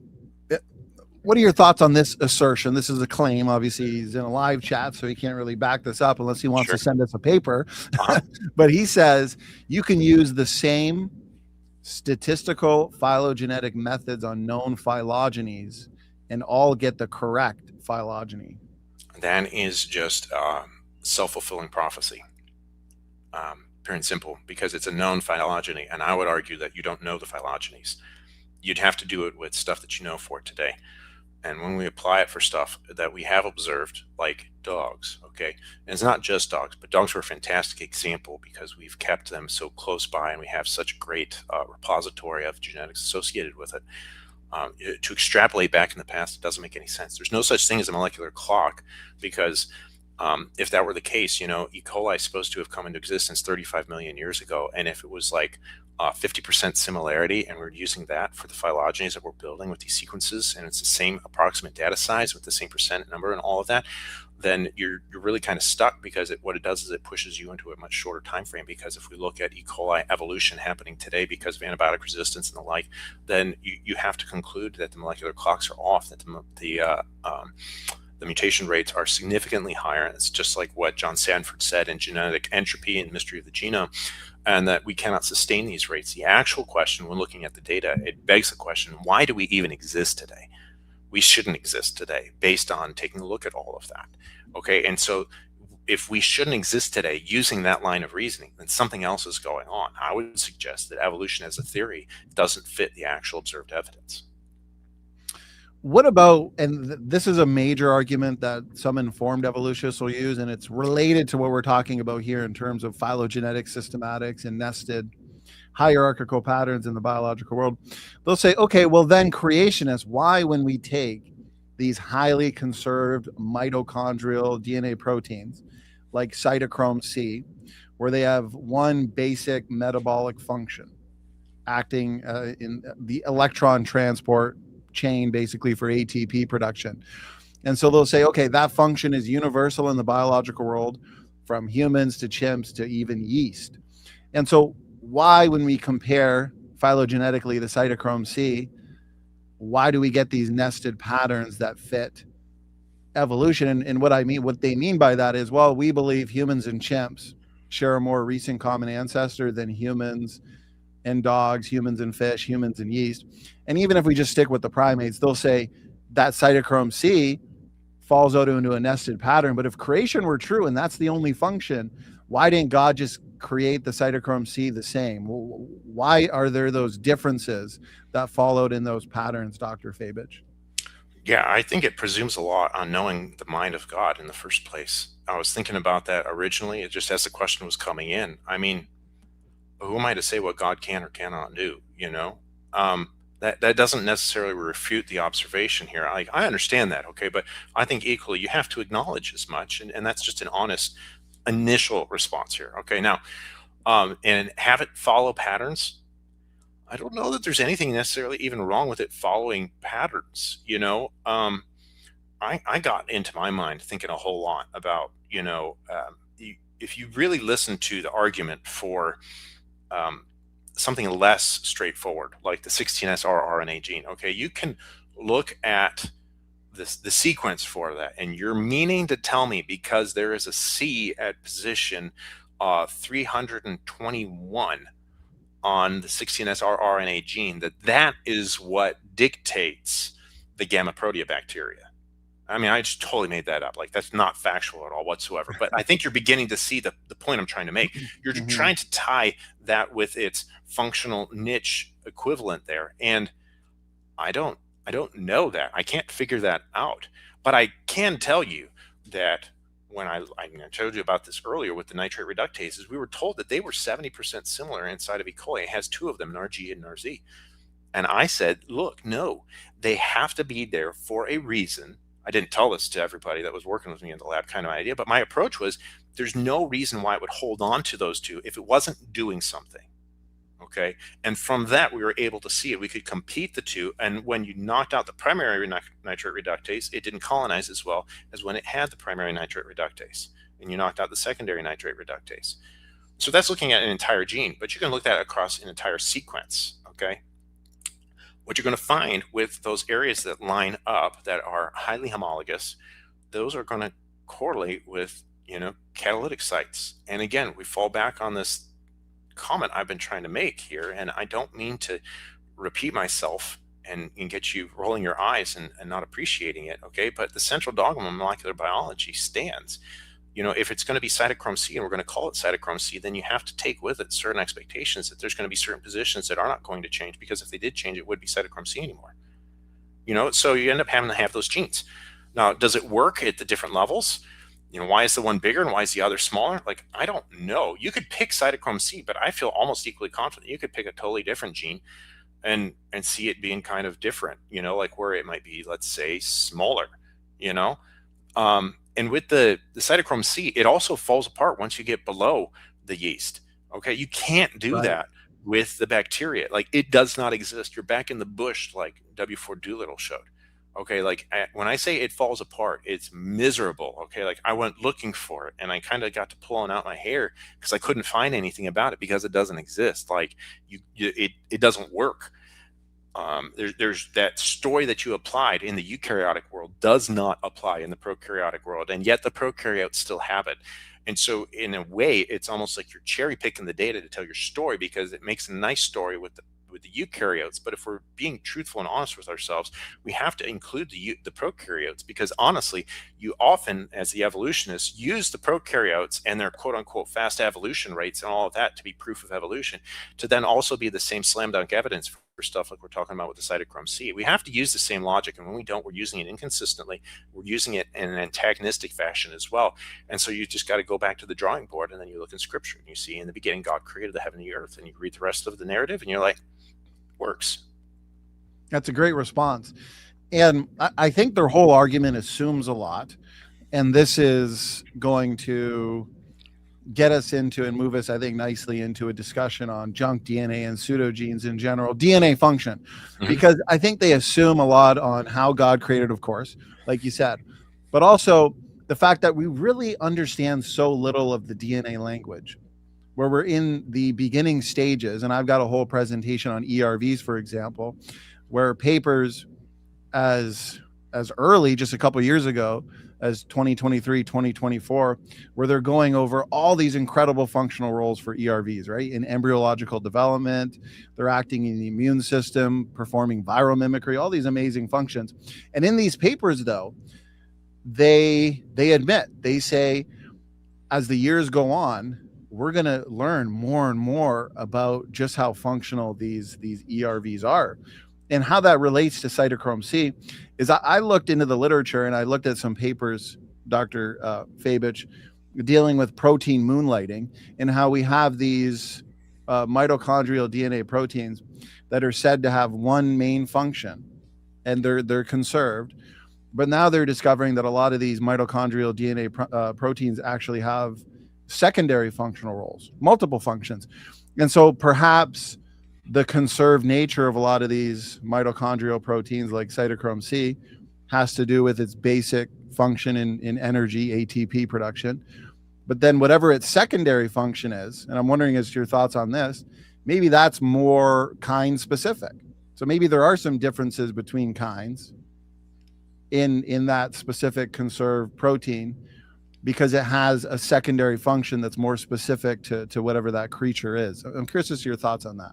Yeah, I like that thought. I feel like that fits the observed world. I feel like whenever I made a mutant in E. coli, that was stuff that kind of crossed my mind all of the time. You know, looking at, I made a mutant for the commensal strain of E. coli, the lab strain MG1655, for an inability to grow on fucose. And I made the exact same mutation in pathogenic E. coli 0157H7, and we got two different outcomes from the exact same organism for what seemed to be the exact same gene. But here's a wild part, is that it was not identical at the level of how it was regulated, and the DNA on the outside regions as opposed to what was on the inside. That's where all the variation was. Okay. And so then I got to like seriously thinking, like, is it really come down to like that one nucleotide? And it's kind of like, wow, but the noise is the signal to noise ratio on that one is so big. Okay. Like you can't, we don't have a way to sift that out. But I am still convinced that there has to be some cost to every single nucleotide that's out there. Right. And at every level, it does something, because if it didn't, wouldn't it all be the same? Okay, think about it here, okay? Haven't like humans been on the planet the same amount of time as chickens have? Okay, maybe the chickens have existed longer. Fine. Why haven't the chickens' cytochrome C then matched like for humans? It must be an environmental difference. Wait, did you just hear that? Okay, did you hear what you just said? Right, you just went back on the environment, which is like what we're talking about this entire time. You know, it's the differences that are there for a reason. Just because I don't have that reason right now doesn't mean I get to assign meaninglessness to it, or in certain cases, like you brought up here with certain terms like junk DNA or pseudogenes and the like. Well, that's a great response. So many good points. Okay, well then I'll ask this question, because we've spent a lot of time on answering this question of phylogenetic systematics and nested hierarchies. And I think the evidence best suggests that we're looking at nested hierarchies by design rather than descent. By definition, pick a creature, take a human. Well, we're obviously going to be more similar to another creature and then more dissimilar to something else, like let's say a chimp, than with a dog. If chimps and bonobos didn't exist, there'd still be nested hierarchies, because we'd be most similar to a gorilla then, and more similar to a gorilla than we are to a dog. I think there's good design reasons for hierarchies. Sedans are more similar to hatchbacks than they are to absolutely vans, boats, and airplanes, right? Yeah, so I got this idea, borrowed it from a former colleague of mine, Kurt Weiss, when he talked about this a little bit. And it kind of hit me, because he talked about how these hierarchies and nested hierarchies fit together. And if you can switch to my screen here, let me know when you get there. All right. Yes, because what I want to show you is it's a white screen right now. It's white screen right now. Okay. Perfect, So perfect. what we could have here going on is that we could have one particular species, and then in the space that we have surrounding all of it, we could say that there is an even space breaking up all of them for these discontinuities, right? And is that what we observe out in nature? Well, no, nature does not fall into these nice discrete dots all lined up in a row. You know, honestly, it'd be really boring to study, and we'd be out of a career, because we just look at it and be like, that's where it is. Okay, fine. So then what would happen if we moved all of these into like a random pattern? Okay. So this is my best attempt at just putting the dots randomly on the screen. And do we see them randomly where they appear? And like, I defined it as random, and truthfully, okay, this hurt my eyes to actually put together and move to make it look random. It didn't feel right to me. That's a total aside, okay? An anecdote, fine, whatever. Is this what we see out in nature? You know, and you might be tempted to say, yeah, that's what we see. But honestly, what do we see? What we actually see out in nature is that stuff kind of groups together, like independently. It's not evenly spaced. It's not random. We have them all kind of grouped together. And this is very esoteric and abstract with the dots on the screen. So let me go ahead and update this with different kinds of groups that we might see, pun intended, okay? And so let's zoom in here at some of these, all right? If we zoom in over here, we can see that we have the mammals that include the rodents and the canines, okay? They all kind of group together because they all accomplish something similar out in the world. And then we rotate over here and we have these flying things, okay? Where you might have some flightless birds along with the birds, and you know that they're birds, but they're flightless. And then there's also stuff like bats. What do you do with it? Well, we'll just call them flying things, okay? And you just have these kinds of groups all over. They are discrete units and no overlap.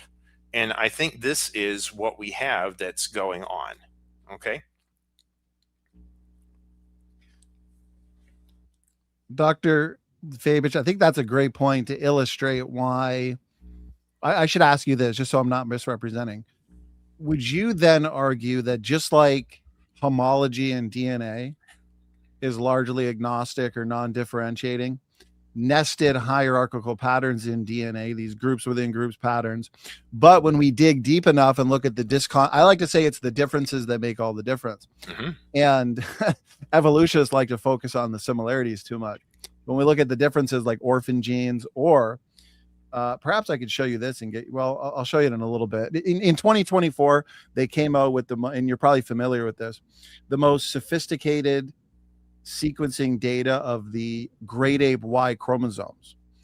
And it's interesting because when you actually go and compare human and chimp Y chromosomes, it's all color coded. I could pull it up in a little bit here. When you consider everything, gene content, architecture, size differences, the human and chimp Ys are about 26% the same. I mean, now we're really getting into some major genetic level discontinuities at that point that to me might point a little bit more to separate ancestry than common descent. So anyways, my question is, these nested hierarchies, are they just largely agnostic then? Like, I mean, The evolutionist is going to explain it due to descent with modification. We're going to explain it due to design. Therefore, we need to go somewhere else where we can discriminate between the models. I think the burden of proof falls on the evolutionist on this one. Okay. I really want to try and give some footing here, but given their time frame that they're working with, they have an abundance of time. And if DNA is mutating at the rates in which they talk about and how and why, life ought to be something like a sludge still, where there is nothing discrete between anything. There shouldn't be any discrete units in between everything. And from that perspective, then you look at the scripture text, and it says that that the beasts of the field were created on day 5, and they were according to their kind, and it keeps using that phrase that there were these discrete units. It says, and they reproduce according to their kind. It's not going to reproduce according to the other kind. I mean, it could have equally said that. It could have just as much said it could have reproduced with another kind. It doesn't say that. And there's all the semantic range present in the original Hebrew, and it doesn't say that.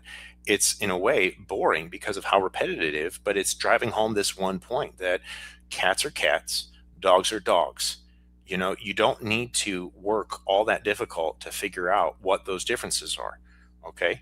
Now, we can enjoy what the differences are. We can study what those differences are. Maybe we can come up with something cool to improve the life of one or the other, and all these different kinds of things. And that's great. And asking questions is wonderful. But to suggest a common ancestor between them, it just doesn't really fly. I mean. No, I think that's a good point. If you could you pull up the last slide you had there, where you had the distinct groups? Yeah. Showing. Yes. Okay. So that's perfect. And so I'm going to make that full screen. You're saying that these distinct groups that fall out into these separate ancestry patterns rather than common descent. What if an evolutionist were to say, okay, we do find overlap when we go on the fossil record. Let's say today we have these distinct groups like bears, dogs, but then they'll say, oh, but you go deeper in the fossil record, now we find bear dogs. And so that will overlap and kind of start to fill in those gaps. Or maybe they'll point to, okay, today we got mammals and reptiles, but in the fossil record, you got mammal-like reptiles, these therapsids. And so now they're going to say, okay, we're going to fill in the gap here. And all so right, if that point makes sense. I'm curious. Yes, it makes a world of sense. I love that you went here, okay, because I'm probably one of the very few people that possibly, as all my training in genetics, I might be able to tell you what a dinosaur is, okay? Oh, good. Okay. Yeah, you ready here? Okay, it's got a extended brachiodeltal crest. It's got a fourth trochanter coming off the back there. It's got expanded neural crest. There's some jaw feature right here. And oh my goodness, and it's got extended process of the astragalus. Those are the common features that define all dinosaurs. Okay, why did I prove that point? Okay, we only have dinosaurs in the fossil record. Okay, let's just put aside all of the current discussions about like birds are living descendants or anything like that. I mean, just let's get real here, okay? Let's just get very practical. We don't see a single dinosaur today. Where is a T-Rex just walking around? It's only in Jurassic Park in the movies, okay? So we can't cross those organisms. Fine, okay, here we go. You ready? Let me go one step further now, all right? So we've got the mammal-like reptiles. Fine, okay. But do we have a mammal-like reptile bird? Okay, do we have a mammal-like reptile bacteria? Wait. No, that hurts. Okay, but listen, okay, that's what you have to have. You have to be open-minded enough to accept and embrace that. Because why do you just stop at 2? Okay? If evolution is happening, these branches are happening, then a lot of these branches are happening kind of close to each other, then there ought to be a lot more of these similarities. And that's where that whole continuum comes back to, and that there's no gaps. But because there are gaps, then it has to have followed some created order. Okay? That's just that's taking a look at nature the way it is, And there is no birth certificate with a fossil. There's no death certificate with a fossil. And we talked about the dogs earlier, which we have the record of, okay? But if we were to look at just a Chihuahua and a Great Dane in the fossil record, you would never have any clue whatsoever, okay? Now, I'm not saying that we should completely undermine all of paleontology. I don't want any of my friends or paleontologists to get upset with me for that one. Okay, fine. I'm saying we need to understand the limitations that it presents us with. Okay, Right. like, do there need to be, I don't know what number we're up to, so I'm just making this up off the top of my head. Do we need 20 different types of pterosaurs? Like, I remember seeing, like, they just kind of kept adding, like, well, we got a new mini pterodactyl, you know, and it's kind of like, well, how do you know it's mini? I mean, like, yeah, you present evidence to it, but just, I mean, with the variation that we see with stuff like dogs and humans today, does it have to be its own separate species? I mean, what I can say confidently is that that pterodactyl is not a T-Rex. Like, duh, okay, fine, you know, but that just still kind of goes back to it, okay, you know, and you know what made the, I mean, just while we're on the topic here, this is going to be extra, and you didn't ask for this one, okay? But like, why did the dinosaurs go extinct if those are the only features that I just named within the past few minutes? What made those be selected against in whatever catastrophe that you chose, right? I mean, you ever think about that? Like, it's just 5 features. Like, that's really a wild kind of a concept to be like, yeah, they went extinct. Like, what? Well, yeah, that's a really good question. And so I think I understand the point you're making then, and maybe to elaborate or reiterate some of it for the audience. Basically, when we bring in fossil groups now, mammal-like reptiles, you can bring in bear dogs, you name it. Yeah. These interesting mosaics, I like to call them. Yeah. That still doesn't fill in the gaps. We still have the discontinuities. We don't have the continuum.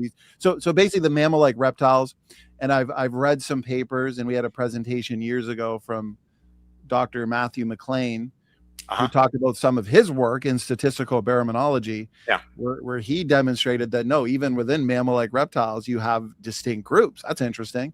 Yeah. So basically, are they not filling in their gaps even with these fossil groups? We still have distinct groups all over the place. So I think when we can even look at species that are alive today that are not extinct, there are some amazing species out there today. It's a short list. I can't always keep track of them, but there's stuff like the duckbill platypus. Okay. Yes. All right. It lays eggs.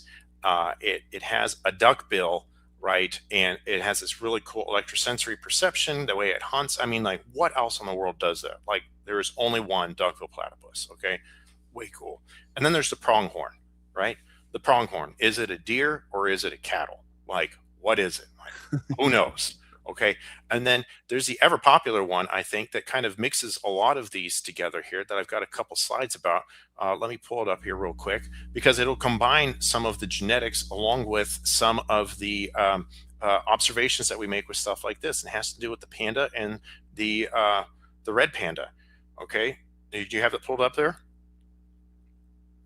Oh, sorry, I was on mute. Yes. Yep. Okay. The puzzling panda. Yeah, so the red pandas, I mean, those are like ridiculously cool, but like, are they really pandas? Like, I don't know. I mean, it almost looks like a raccoon. Is it a raccoon or is it a panda? Why do they call it a red panda? So let's look at the DNA. That's going to solve the problem, except, hold on a second. You're telling me most bears have 74 chromosomes. The giant pandas got 42 and red pandas have 36? Like, what? So the DNA doesn't even help, okay? It doesn't help resolve this. And so any kind of hope for common ancestry is just out of the water as well, because I've never seen any story about a chromosome being selected for. I've only ever seen chromosomes being selected against, because if you get too many chromosomes, it's often embryonic lethal. And then if you're able to survive and you end up with some kind of a chromosome transfusion that usually ends, or a transposition that usually ends up with something we call cancer, and you die from that as well. You know, and if you end up having kids while you have cancer, then they have cancer, then they die. You're just still not passing on your genes, which is required by a Darwinian worldview. So would we say, based on those chromosome numbers there on the slide, if maybe you can keep that up for one second, right, yeah, sorry. Dr. Fabich? Well, I think that's a really good point. And I'm wondering, from the, just kind of brainstorming here, from the separate ancestry model, because we see a lot of other creatures that we might definitively say as creationists based on interbreeding tests are indeed related to the same created kind. When we see those differences, drastic differences in chromosome numbers, as creationists, would we argue that's because they're separate kinds, or because chromosomes can be lost since the flood? How would we approach that? Okay, so can chromosomes be lost since the flood? Yes, that's definitely possible, but I think just very unlikely, because when you add a chromosome or subtract a chromosome, it usually doesn't go very well. I don't want to lean on chromosome number either, because within the past month or so, they got the latest animal with the most number of chromosomes, and it was a lungfish. Is like, I didn't even look, it's like in the hundreds or something like that for numbers of chromosomes. Okay, when I was going through school, all right, I got to pull this one back in my day. All right, sorry guys, but I was going through school and they told this progress of the evolutionary story based on chromosome number, the chromosome number. Right. And I kept listening. What's the selective mechanism? How are you selecting for an extra chromosome? You have to tell me that, because if you don't, you're just hand waving. And it is never given an answer to that. And the problem has only exploded since then, because we've started looking at and keeping track of them. And the chromosome numbers are all over the map. Okay.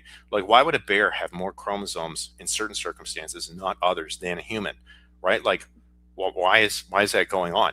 Okay. I can't tell you why that it is going on, but I can tell you that evolution would expect something different. So it can't be an evolutionary mechanism, because even evolutionary mechanisms don't have an explanation for it. You just add more DNA. Like, great, fine, fantastic. Okay. That's like my pancake recipe. That doesn't tell me anything. That's good. Okay. I'll take that slide off. And I'm curious, in terms of the discontinuities in fossil groups and the hierarchies that we see fitting better with the design perspective than descent. What if an evolutionist were to push back and say, well, the reason why we don't expect to find overlap or intermediate like forms that are, say, mammal, bird, or bring in bacteria is because as evolutionists, we predict intermediates between two closely related species. So let's say they believe humans and chimps are closely related. Therefore, the intermediate that they would predict would be something like an Australopithecine. Or fish and amphibians are closely related groups, so they would predict something like Tiktaalik. But to them, mammals and birds share too distant of a common ancestor, therefore they wouldn't expect to find a mosaic or an intermediate between those two groups. I'm curious, what would be a good way to respond to that objection? Okay, you have to work within your worldview with the word random. You could randomly come up with something, given enough time, with the materials that are present. That's how you got there in the first place. You can't just stop because it's convenient. You can't just say, oh, well, they must have shared common ancestry here. Like, you're working backwards against this random argument, and you have to use the random still. You could randomly still get that stuff, and it would be random, and it would be in there, and it would almost be an eyesore kind of a deal. And to their credit, they might bring that up and say, well, those are our examples of convergent evolution. Okay. Right. But they're not actually, they don't use that line of reasoning because it just doesn't work, and also you would expect to find more of it if that is what was happening. And when you're given the millions and billions of years, it's not like you've got too little time. You've got more than enough time by your standards. Okay. Now, right. I disagree. I still think your processes are still too slow, and evolution doesn't happen at the rates which you talk about. But if you want to work that way, that's fine. I just still disagree. Yeah, I think that's a good response. And so on the nested hierarchies question, they'll say, okay, fine, let's just give it to you, creationists, hierarchies by design. But we kind of touched on this, but now this is a good opportunity for you to address it more thoroughly. They'll say, but why do we find homologous patterns and nested hierarchical? And you're going to notice the built-in assumption in this argument, but they make this argument to a T. They'll say, why do we find nested hierarchical patterns in non-functional sequences? Those should be distributed more randomly if creation is true. But if deep time evolution is true, or common descent is true, then we'd also expect those patterns in non-functional junk sequences, Dr. Fabich. Okay. Well, it sounds like it's not junk in the first place. Right. Okay. There's that assumption. Yeah. And then second,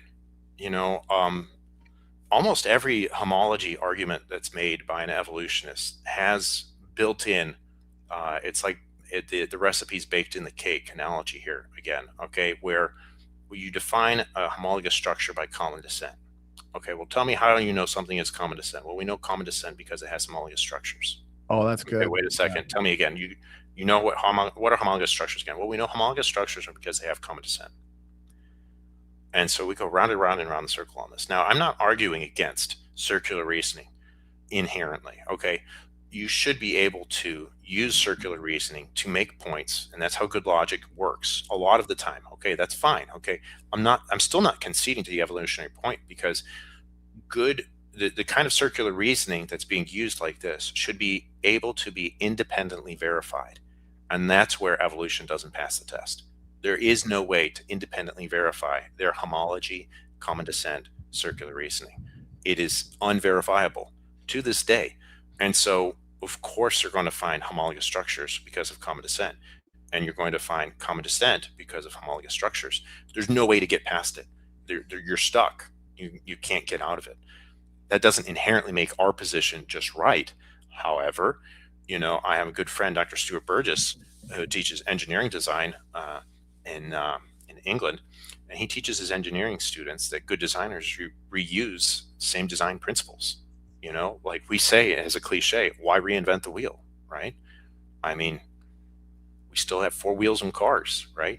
When we've tried to mess that up, and we might have certain exceptions, the vast majority are going to still be using the same wheel design over and over and over again, because it's what a good designer does. Right. And engineers understand that point. That's a significant point. And so what about some pushback here, Andrew? We got a lot of critics and non-critics in the chat, but I got to give it to Andrew. You're engaging the most, so we don't mind that. We like it. So he's saying, no, you identify homologous structures based on their structure, then you infer common ancestry. You do. So I guess this is their way around the circular reasoning. Yeah, but no, you can't, because you can't define a common ancestor without homologous structures. Like, they are inherently both. Okay, I know Michael Roos has even admitted as much, prominent atheist, and he's just he kind of rolls past it. He ignores it, turns a blind eye to it. But homologous structures are inherently common ancestry. Like, it just has to be. You can't avoid it. There's no way. It's just the definition, the boilerplate. And if you want to work with that, like I said, fine. Okay, it is circular reasoning. Please don't take the offense with the circular reasoning, because, like I said, good logic has and employs circular reasoning. My problem is that it's independently non-verifiable. You can't verify this kind of circular reasoning that it's happening. Okay. It's kind of like, proof for the Bible. You don't just look at one line of evidence, because if you look at the one line of evidence, of course, eventually you're going to get back to that circular reasoning perspective. But the Bible is true because we can go with independent lines of reasoning, and they all point to the same conclusion. He's coming at us, Dr. Fabich. He says comparative anatomy and laws of inheritance would say otherwise. What's a good response to that? Yeah, when I hear laws of inheritance, I think of Mendel, and Mendel would turn over in his grave if he thought that we were talking about how these discrete units get passed on or how they don't get passed on. They need to stay within certain kinds, and that was kind of the basic boilerplate for how he worked. And we don't have to hold to it because it's old or traditional, but breathing is old and traditional, but I haven't stopped. So the idea here of laws of inheritance, like, you have to break the laws of inheritance kind of just by definition, and they are laws. Okay, you pass on these genes, you pass on these traits, and you have to admit, even with our modern understanding of DNA and central dogma molecular biology, that Mendel's quote-unquote laws were maybe not quite as perfect as they were originally thought to be, but they were pretty close to being spot on. And it still applies today, because you pass it on from progeny, the parent to offspring, and the progeny. And if there is any kind of a change, like, it can happen and it's okay, but you can't just come up with something new just because, right? He had true breeding tall plants. He had true breeding short plants. Okay. We still look at that the way it is today. We don't come up with something that's kind of new altogether out of nothing.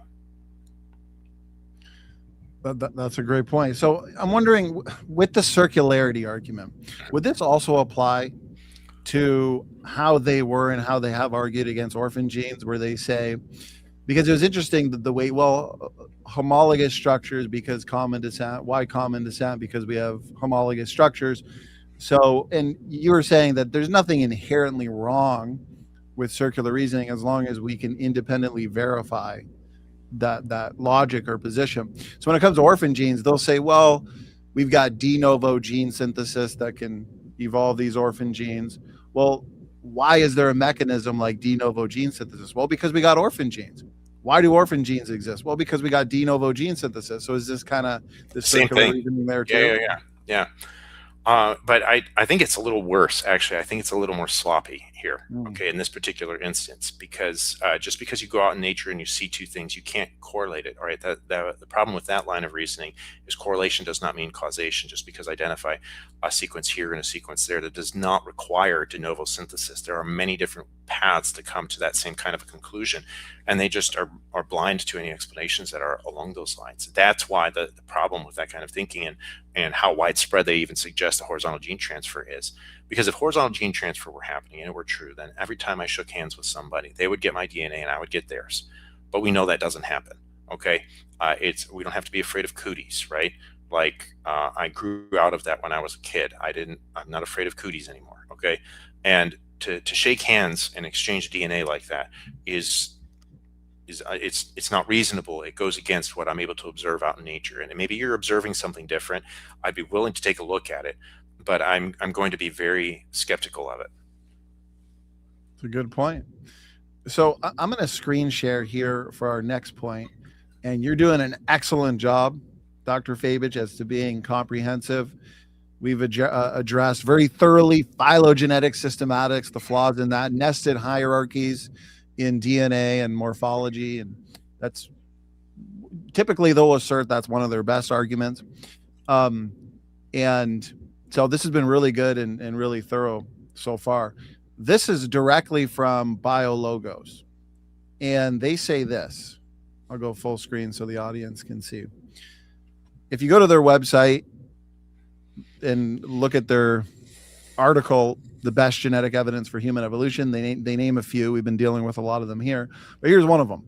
They say, just as scars stay on our bodies as reminders of past events, the DNA code contains scars, and what they're referring to is pseudogenes, these so-called shared genetic mistakes between humans and chimps.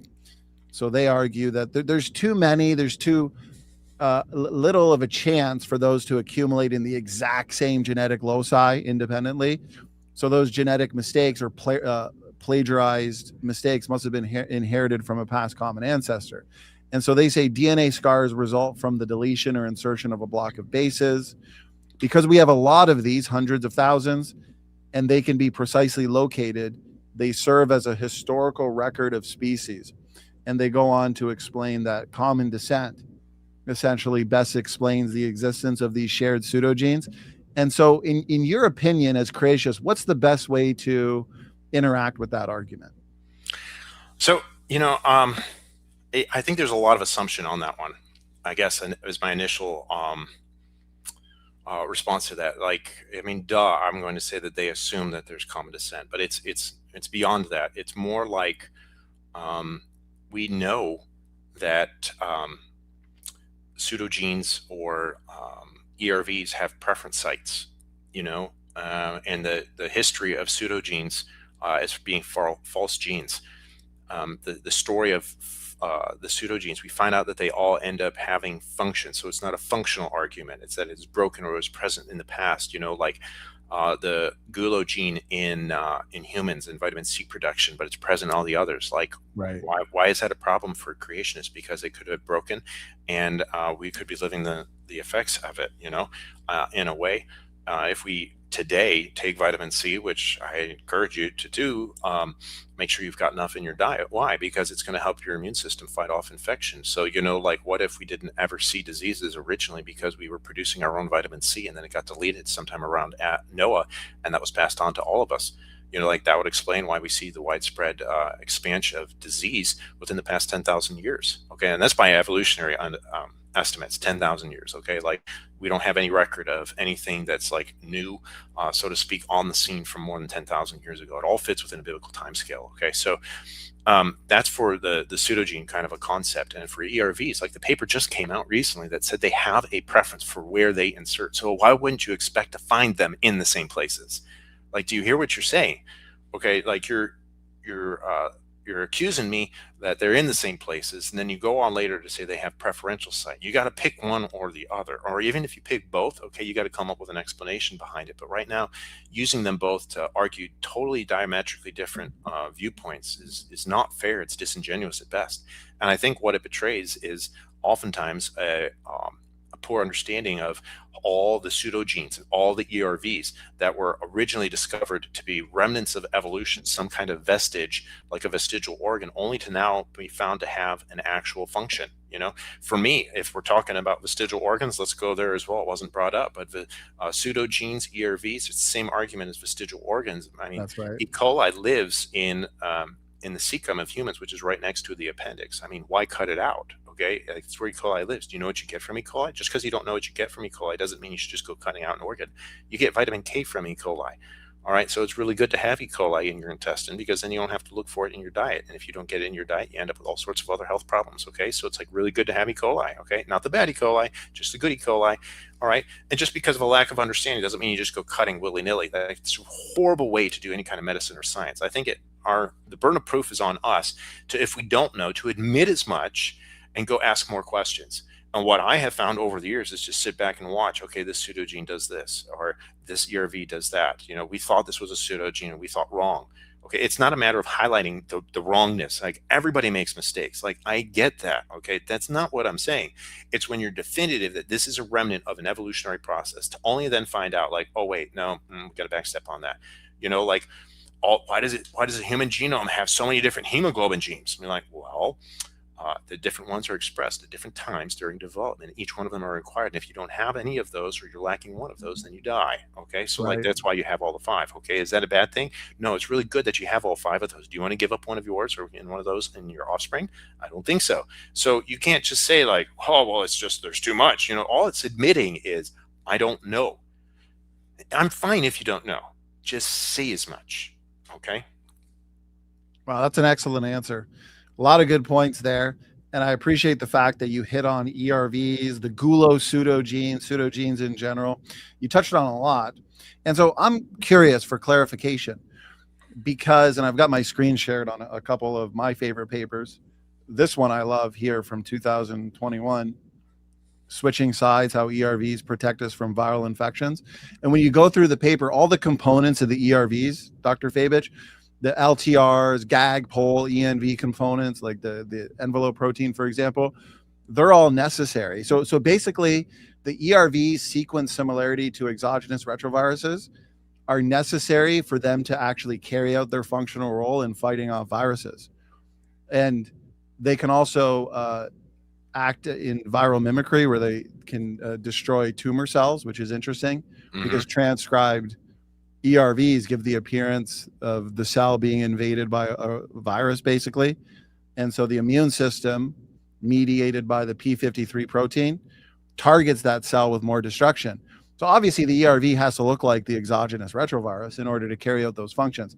Anyway, so my question of clarification, because also with the pseudogenes, we've got a number of papers here that I typically like to cite that show how a lot of these pseudogenes produce RNAs that regulate protein coding genes. And to do so, they got to look like their protein coding counterpart.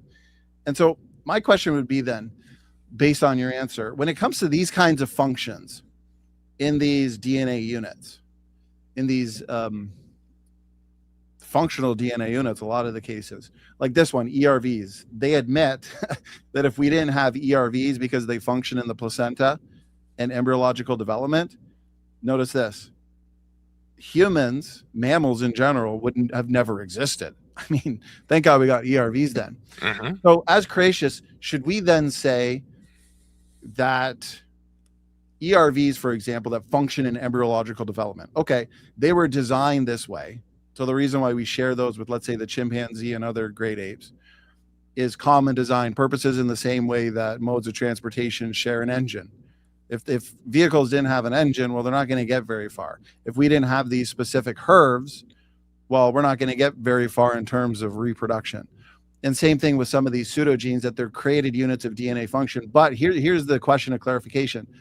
But that since the flood, there could also be true genetic mistakes like the gulo, and true ERV infections like what we see in terms of unfixed ERVs, where only certain people in the population have them versus others. But would that be the best way to approach it, I think, is my question, basically.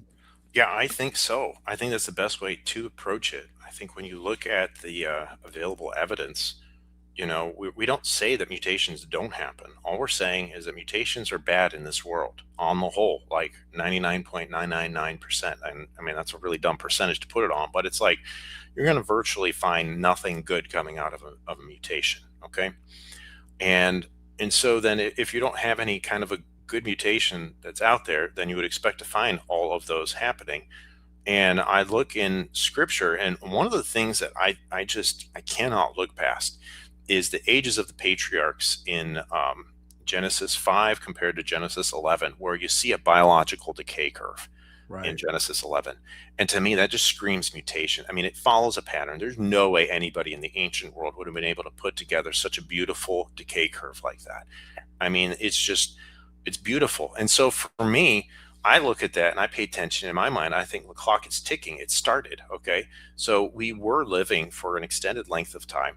And then now something happened. We got this mutation, and this mutation, it's kind of really rocked us. Okay. And it's not just that, but, you know, like I said, even the secular literature says that infectious disease, that all the diseases that we see today are less than 10,000 years old. Okay. Every single RNA virus in existence, using even the evolutionary estimates, okay, and the evolutionary clocks, which I don't really like, they only go back 10,000 years. All right. So all of disease, whether the disease is microbial and it's infectious, or whether the disease is something inherited because of a gene, it all goes back to when Noah got off the ark. And that's exactly what scripture teaches, that we reproduced and we multiplied and we covered the face of the planet. All right. You know, and so do we have those examples of broken genes? Well, like, yeah, I mean, something had to break. I mean, nobody here ever thinks that this world is perfect. Not even the evolutionist does. So why not come on over to the creationist side and take a look at it and say it was perfect at once and it's just falling apart. You know, there's remnants of that storyline present in the primary scientific literature that's evolutionary based. And so whether it's a broken gene that I passed on to my kids, you know, like let's say sickle cell anemia, or if we want to pick something that's like the polio that I referenced earlier, or we could pick a different disease, you know, like E. coli 0157H7 didn't really exist before 1982, okay? Like it is that recent, okay? All infectious disease and inherited diseases, they don't go back far. They are present in the fossil record, and that's the only thing that we know of where those kinds of diseases existed and took place. Outside of that, so like cancer, okay, yeah, but it's not like it's inherited, okay? That's just kind of where we are with it. On that note, let's say E. coli. You're familiar with this one. I've seen you speak on it, but it's a major purported beneficial mutation that pops up. We know things like sickle cell anemia and Lenski's long-term evolution experiment, where they say that one lineage of E. coli evolved the ability to metabolize citrate under aerobic conditions, a trait normally absent in E. coli. And how I've seen evolutionary biologists argue this in debates is they'll say that this represents, Dr. Fabich, a genuinely new metabolic capability arising through mutation and selection, which we typically say mutation and selection are inadequate or inefficient to take fish to fishermen and goo to you and so on and so forth. But they'll say this is a good example of what mutation and selection can do over tens of thousands of generations. And so what would be the best way to address it? Is that really a good example of novel change through mutations and selection? You know, I got in trouble for this one. I was featured in the debate between Ken Ham and Bill Nye. And I got in trouble for talking about how it's not novel, and I still stand by that.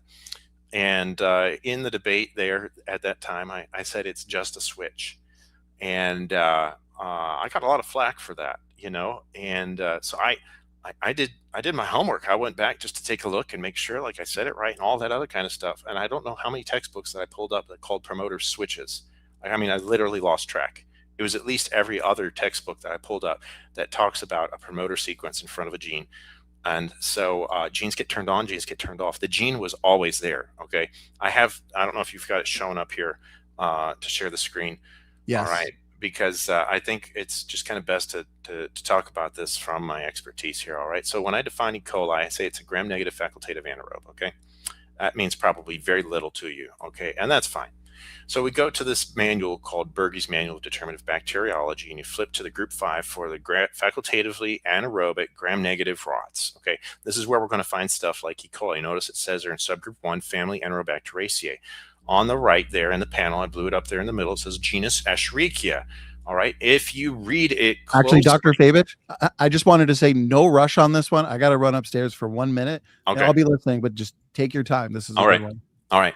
So if you look in the middle here, okay, it says oxidase negative, catalase positive, methyl red positive, Vox-Proskauer negative, and you see the word there, usually citrate negative.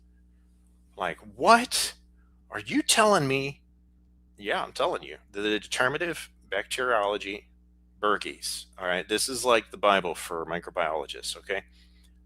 It says usually citrate negative because there were reports of E. coli that could metabolize citrate aerobically. How often is it? Well, it's just not very often. That's all. Okay. And the other aspect here, flipping over to the other portion of Berge's determinative bacteriology, says biochemically typical strains of E. coli are not difficult to differentiate from other genera. E. coli, however, presents special problems. Okay, it even says there, E. coli and Shigella represent a single genetic species. Why? Because the Shigella are a group of bacteria that are identical to E. coli except citrate positive. So it's like they're already there. Okay, how does this work? What is going on? All right, we sequenced the E. coli genomes. We looked at it originally and got this genome for E. coli K12. We then went on to the 0157H7 and the uropathogenic E. coli, and we find out how much there's percent similarity we see between all of them, and they are all still citrate negative. If we look at even all the other ones, like there was 14 in one paper and then like 800 in another one, still all citrate negative. You go through GenBank, you look at, and I took this screenshot, I don't know how many years ago, okay? And if you go through to the very bottom and the GenBank entry here, it's going to come up just a second. All right. There's this dendrogram that has all of the different E. coli that were selected. I mean, this is probably 10 years ago, all the genome E. coli sequences. And you add up for how many were in each of the spokes on the wheel here.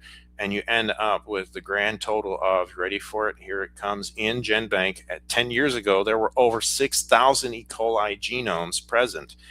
Now, did any of them have a citrate positive phenotype? Well, no, not outside of the ones that Richard Lenski did. They had the 2.5 million base pairs in common, which included more often than not citrate negative. And so what Lenski did, I admire Lenski. I need to be on the record with this, to start an experiment in 1988 and keep it running as long as he did.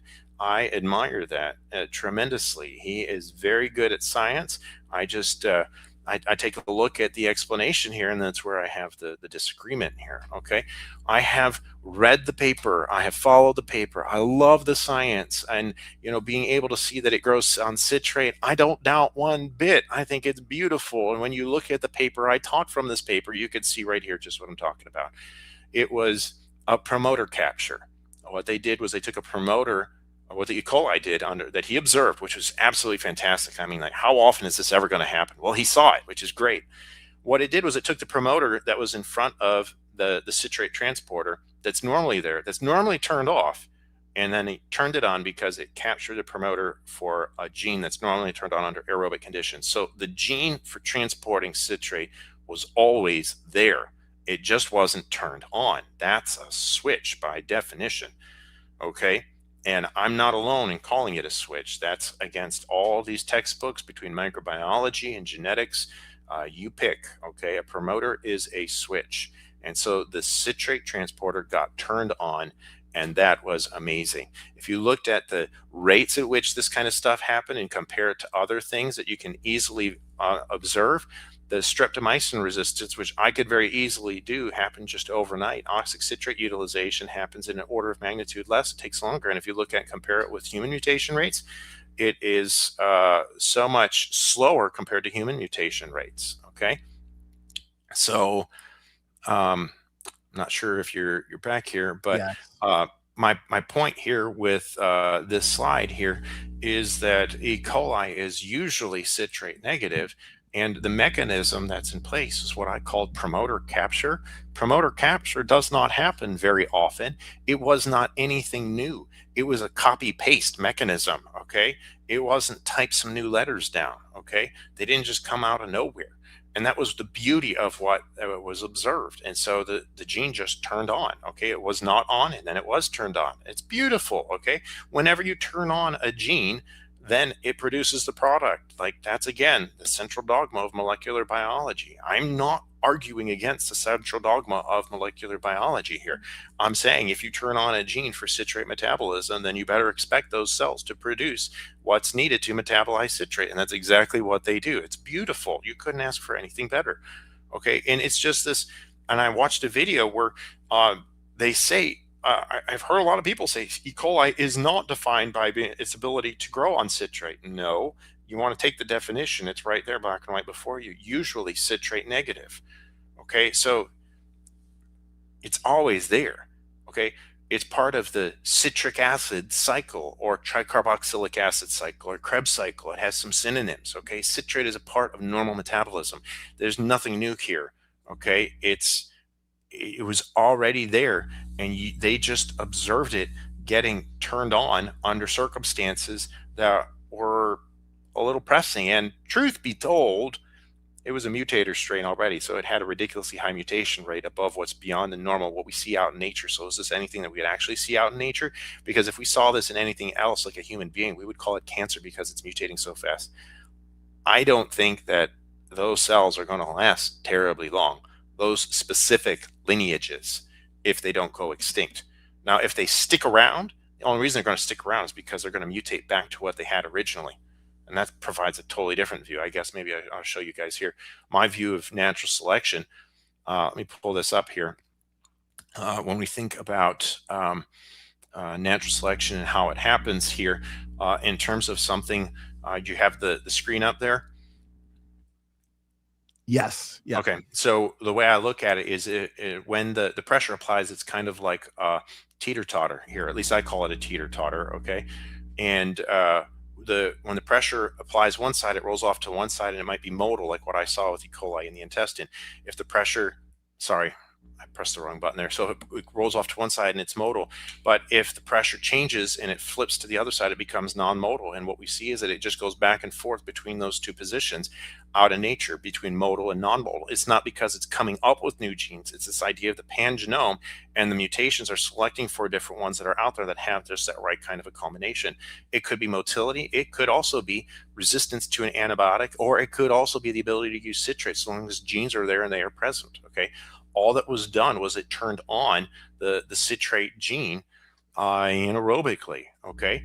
And so I think that, the gene was there all along. It just was turned off under aerobic conditions. I mean, like, why is that so foundationally different and earth-shattering?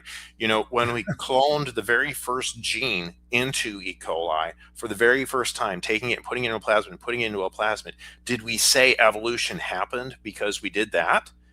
No. We said that it followed the central dogma of molecular biology because it did that. Why? Because an intelligence was behind moving the plasmid from one place to the other and making sure that it was turned on in the right way. And so all of that analogy applies just back in time to where, was E. coli always citrate negative? That's the question that I've got. I don't know that E. coli was always citrate negative, but to observe it go back to that kind of a state, I'm not terribly surprised by. Wow, that was one of the best, if not the best, answers to the Lenski experiment, so-called beneficial mutation. I call that a clip-worthy moment. We'll definitely make a clip to spread that wide on social media, brother. Yeah, okay. In order that people can have a go-to video. Yeah, and the funny part on that as well is that I've gone back in the literature, and I don't have the paper handy, but I came across at least one paper where I was cited. My work was cited in the same paper for a totally different topic that was citing a paper by Lenski. So it's not like I don't know what I'm talking about on this, or that I haven't worked with it. Like, I've done it with my own hands. I would have made a citrate mutant to colonize the intestine, except we never saw those genes get turned on when we were looking at E. coli growth in the mucus layer. So in no way does that change represent the construction of new biological machinery to No, not at all whatsoever. You can go back into GenBank. You can go to the very first sequence of E. coli genome sequence, and you will find the sequences there. How do you know it was able to die? How do you know it was able to digest citrate in the past? All right, that's fine. That's fair there. So we know that because there's a paper that published it. I talked with the guy, and those strains just got lost over time. I wanted to get those strains of E. coli that were citrate positive and sequence them, but they just kind of got lost in the freezer. I don't doubt that they were, and they showed very conclusively that they are E. coli because they follow all the other tests from Berkey's manual, and that they were metabolizing citrate. And I kind of have this sinking suspicion that every now and then somebody comes across a citrate positive E. coli, but they just recognize it as such because the definition for Berkey says usually citrate negative. Wow. It's amazing because this is propped up or promoted as one of their best examples of what selection and mutations can really do. Andrew Cummings says this. I'm wondering what the best way to respond or refute it is. He says yes, so he's agreeing with a lot of what you were saying. And it was still regulated under anaerobic conditions. No promoter or gene was lost. The gene was duplicated and captured by another promoter, as he said. I hear a lot of evolutionists explain it as gene duplication followed by neo-functionalization. That's how that new function came out. I think you refuted that. But in light of what he's saying, is he still trying to hold on to the idea that this is a novel evolutionary change?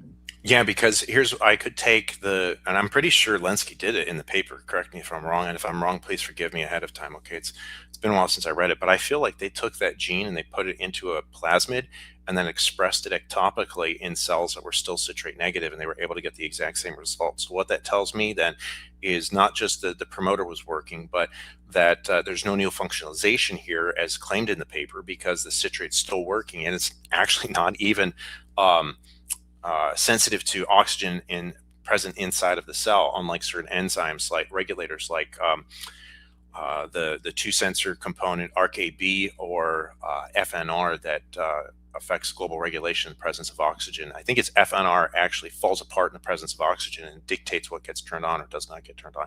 And so then even if it's turned on and it's not supposed to be turned on, that the presence of the oxygen isn't sufficient to inhibit the citrate synthase activity to metabolize it. All it did was it transported it under conditions that it wasn't normally, and it just kept ticking like it normally does. Has Lenski's bacteria, his E. coli populations, have they now, after many, many generations, shrunk in overall functional genome size? I remember reading that or hearing, I think Dr. Johnson. No, if I remember right, what happened is that they actually have duplication events that are like just out the wazoo. Like certain genes get duplicated and duplicated and duplicated and duplicated, and it's holding on to a whole bunch of extra stuff. And it's like, why? Like, I can't get it. I can guarantee, and I don't think they would disagree with this one, those E. coli that he is growing in his lab cannot compete effectively in the mouse intestine.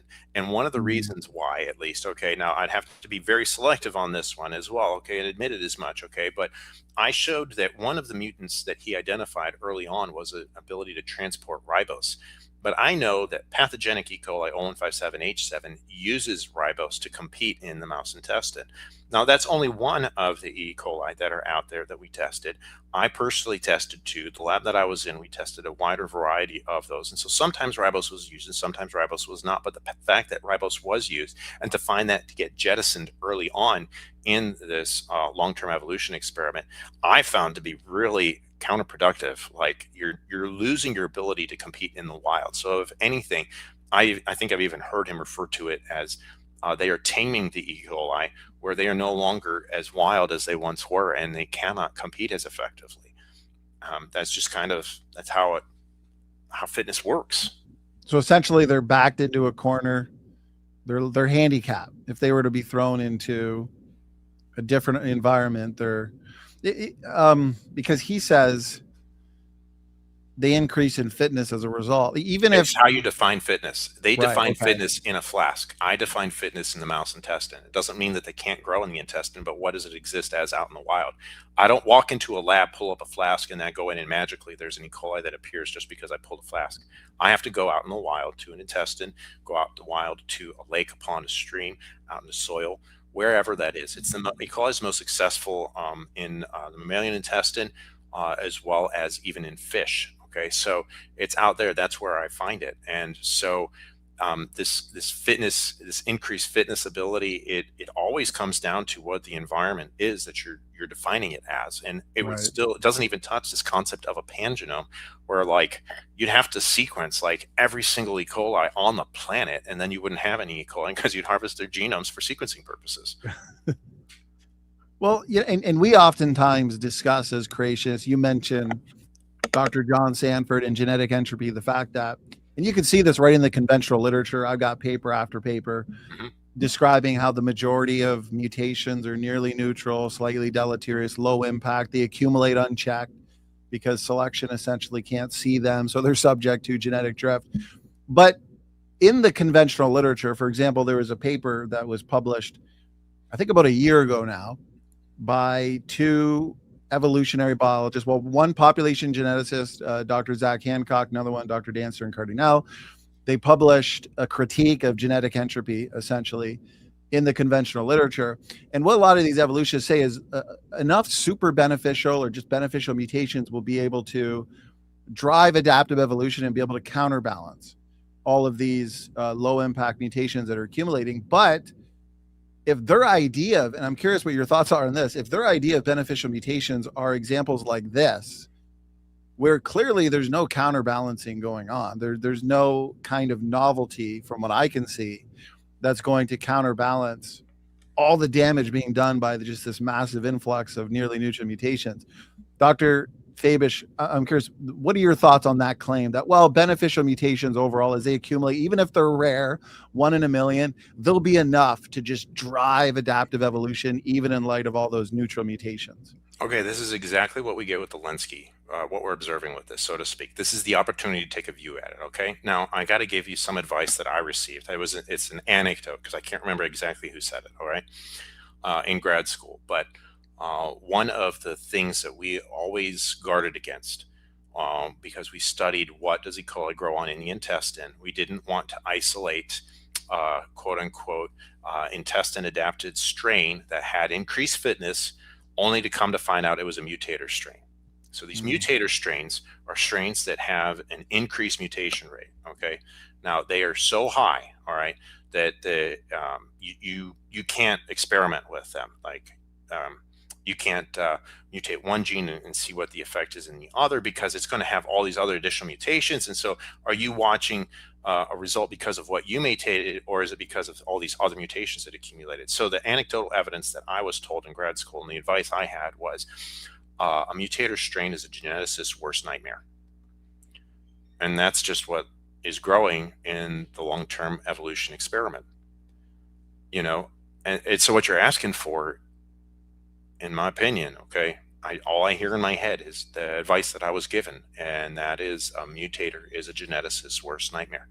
So if you want to build an organism, you're trying to do so with your worst nightmare, okay? And it doesn't work well. You can't follow it.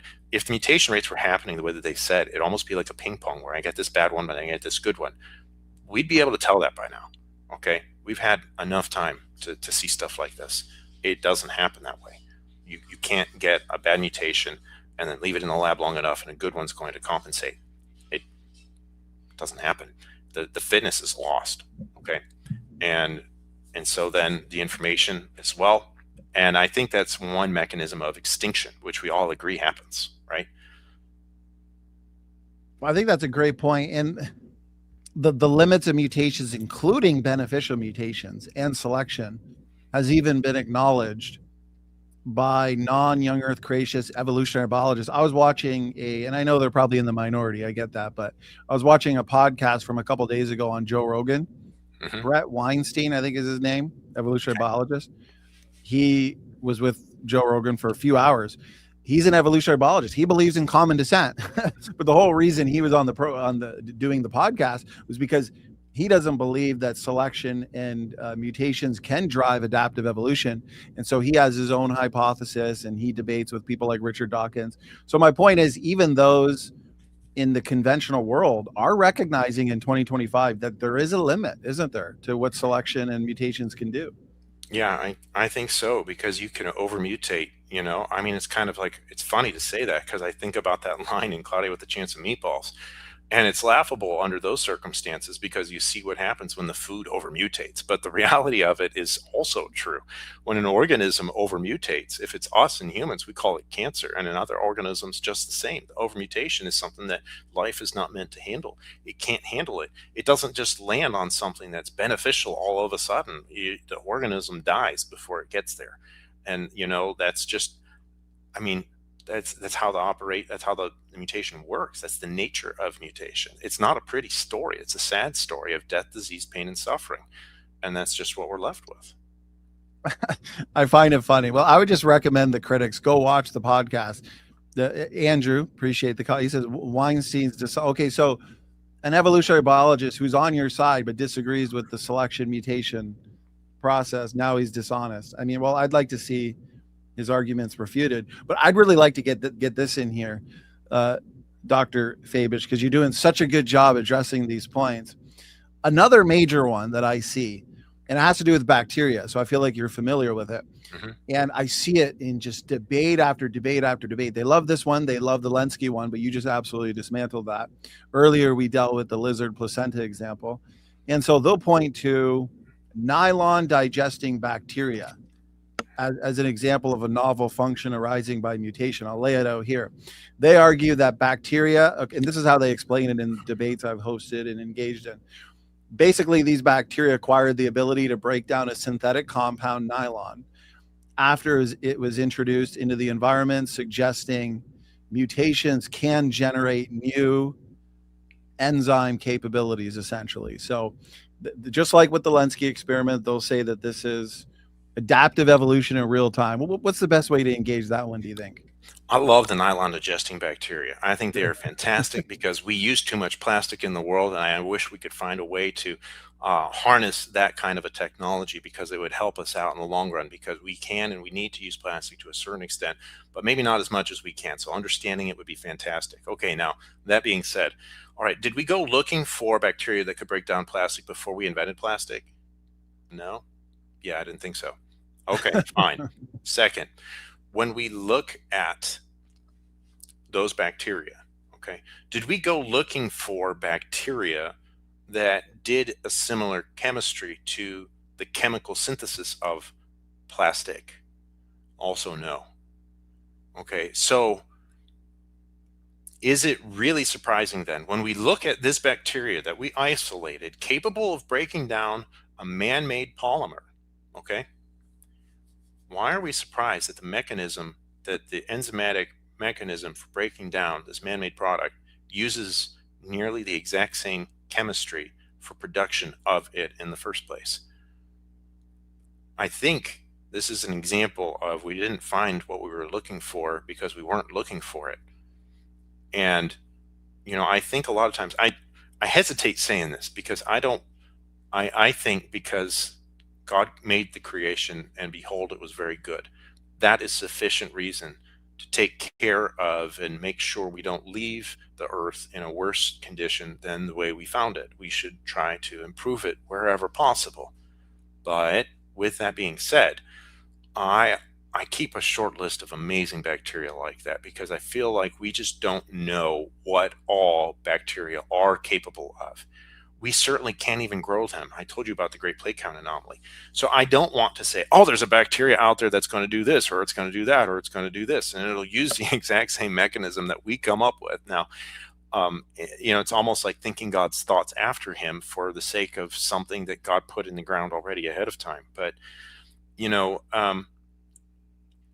I don't get quite as extreme and alarmist for when we make a mess of the place, so to speak. So there's a nylon degrading bacteria. Fine, great, fantastic. I remember when there was an oil spill in the Gulf off the coast, maybe near Florida, Louisiana, and there was a major oil spill. I mean, it was horrible. It was worse than the Exxon Valdez spill. And the Exxon Valdez was in my lifetime. So this other one, it was the second time around. I remember the lessons that we learned from the Exxon Valdez. I even was listening to the people say this is going to ruin the ecosystem for decades. And I believed it because we watched it happen with the Exxon Valdez spill. But then something wild happened and bacteria came to the rescue. There were bacteria that were in the ocean there somehow, somewhere. I don't know the full story behind it, but they basically cleaned up the entire oil spill in like 2 weeks, and we have this short-term memory, and it's a long-term memory loss that we don't remember that the bacteria came and they were capable of breaking down the oil that we were so scared of in the first place. And then there's the other one that someone on my dissertation committee, he worked on bacteria that are able to remediate uranium, because he went over to Oak Ridge National Lab, and where they had deposited the radioactive waste in the ground and it was leaking into the soil. He went there and was able to characterize a bacteria that was able to reduce the uranium into a non-radioactive state.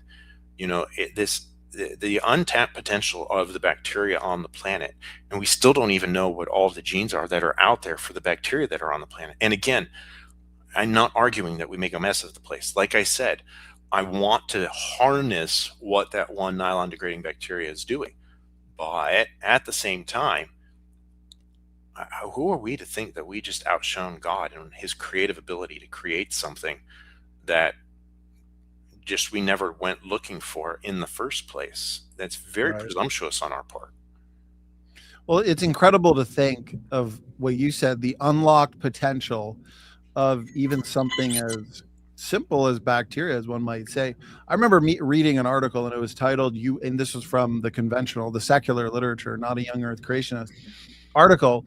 And the title of it was, "You would not want to live in a world without viruses and bacteria," because it went into all the benefits of both bacteria and viruses, how we have trillions of viruses in and on our body that are beneficial, not harmful. I think they talked about how a lot of those viruses actually regulate the amount of bacteria that we have in our system. So there's just so many benefits, and therefore unlocked potential for what they can do, pre-programmed to do, it sounds like. Yeah, I think so. I have something that I was just thinking of to show you here, and it sort of addresses it, but not entirely. And so let me get this pulled up here real quick, and then you can turn to it. So the creationist literature refers to microbes as the biomatrix, and I like that kind of a concept from Joe Francis here. Okay, and oftentimes we think that the bad bacteria, the bad viruses, and the bad fungi and the bad protozoans out there, they're overwhelming more than the good bacteria. But what we have in reality is that less than 5% of all microbes on the planet cause any kind of a real harm to us. It's a ridiculously small percentage, and they just get all of the bad press, and so I'm not trying to lean on the 95% and say, hey, live however you want. No. But I am saying, like, hey, don't give them such a bad rap, and if you want to have a good research hypothesis, those are the living remnants of a very good creation that haven't been touched by the fall yet and mutation rate. So why not, if you want to come up with a new research angle, tap into those and see what you can find. That's a great point. Do you think the evolutionary community has a difficult time explaining the origin of retroviruses in general? Because I've seen it said, and the question asked in their own literature, because they've invoked several interesting hypotheses to explain the origin of a lot of these viruses. So basically the question is asked, what came first, the retrovirus or the host? Because we understand that retroviruses require a host to replicate. So how can the retrovirus comes first? So now I'm seeing a lot of virologists admitting that exogenous retroviruses probably originated from the host cell, from host genomes. Perhaps they, adopted an ENV, envelope protein, and were able to move around. There's interesting hypotheses. So I'm curious as to your thoughts. Do you think that is a major problem for them in explaining the bigger picture, the origin of these viruses in the first place? I had two fantastic experiences with professors over the years at Ohio State and University of Oklahoma. When I was at Ohio State, I asked a professor, he wasn't teaching the virology class, but he was teaching a class called DNA Transactions. And I went up to him point blank and I said, where did viruses come from? And without hesitation, he said, we don't know. Okay, so that's just asking them point blank. Now, does he represent everyone? Well, no, he doesn't represent everyone. Okay, so then we went over, I was in grad school at Oklahoma, and I asked him, I didn't ask, but the lab manager I was with, she went up to the professor and said, so which came first, NAD or NADH? And he was like, yeah, we don't know. And so it gets back at this chicken or the egg kind of a concept. Right. And there's so much of that exists in living systems. And my take on it here, if I may, is that why didn't God create the chicken with the egg inside? Right. You know, like there's nothing that says it had to be either a chicken or an egg. You know, I think it makes better sense. Like it would have been ready to reproduce right from the beginning because that's what God said for them to do, you know? So there's nothing inherently wrong with that. You know, it's like we're making a false dichotomy where one doesn't need to exist. Wow. I think that's the best way I've heard it put, brother. Rather than what came first, the chicken or the egg, the chicken was created, the original created kind was created with the egg inside. That's really the only way it could take place. And a very good creation, it wouldn't be very good if it wasn't reproducing. Right. And so in writing a book that I published on ERVs, I went through a virology lecture series, and I thought it was really good. The virologist suggested that infectious retroviruses, like exogenous retroviruses, likely evolved from LTR retrotransposons, so long terminal repeat retrotransposons. And it got me thinking, okay, and I'm curious as to your thoughts, because we have some challenges in the live chat where they say, well, how do you explain polymorphic ERVs? We kind of did earlier, but maybe to elaborate a little bit. If we're arguing based on the functional nature of a lot of these ERVs that we have both created ERVs and then true ERVs after the flood, well, if various classes of these retrotransposons were front-loaded and created at the beginning with functional purposes, but then after the flood, these massive negative shifts in environment result in more infectious viruses moving from one organism to another, burning hot and fast. These foreign, these hosts with the foreign viruses can't regulate the viral infections. Okay, so what if, a lot of these harmful viruses did evolve after the fall, especially after the flood, came from host genomes or host cells or pre-existing retrotransposons, and then spread to other organisms, and then we have some polymorphic ERVs. Okay, fine. What's the issue? I feel like we can explain both. And do you feel the same way? Oh yeah, absolutely. Immediately what I'm thinking about here initially is that I'm not aware of an ERV that isn't RNA based. And every RNA based genome out there for a virus, when they have the RNA dependent RNA polymerases, none of them have any proofreading mechanisms. To the best of my knowledge. I mean, I could be wrong, but I mean, if there are any that are out there, it's a very, very short list, because on the whole, only the DNA-dependent RNA polymerases or DNA-dependent DNA polymerases have any kind of editing activity or proofreading mechanism, the DNA-dependent DNA polymerase in particular.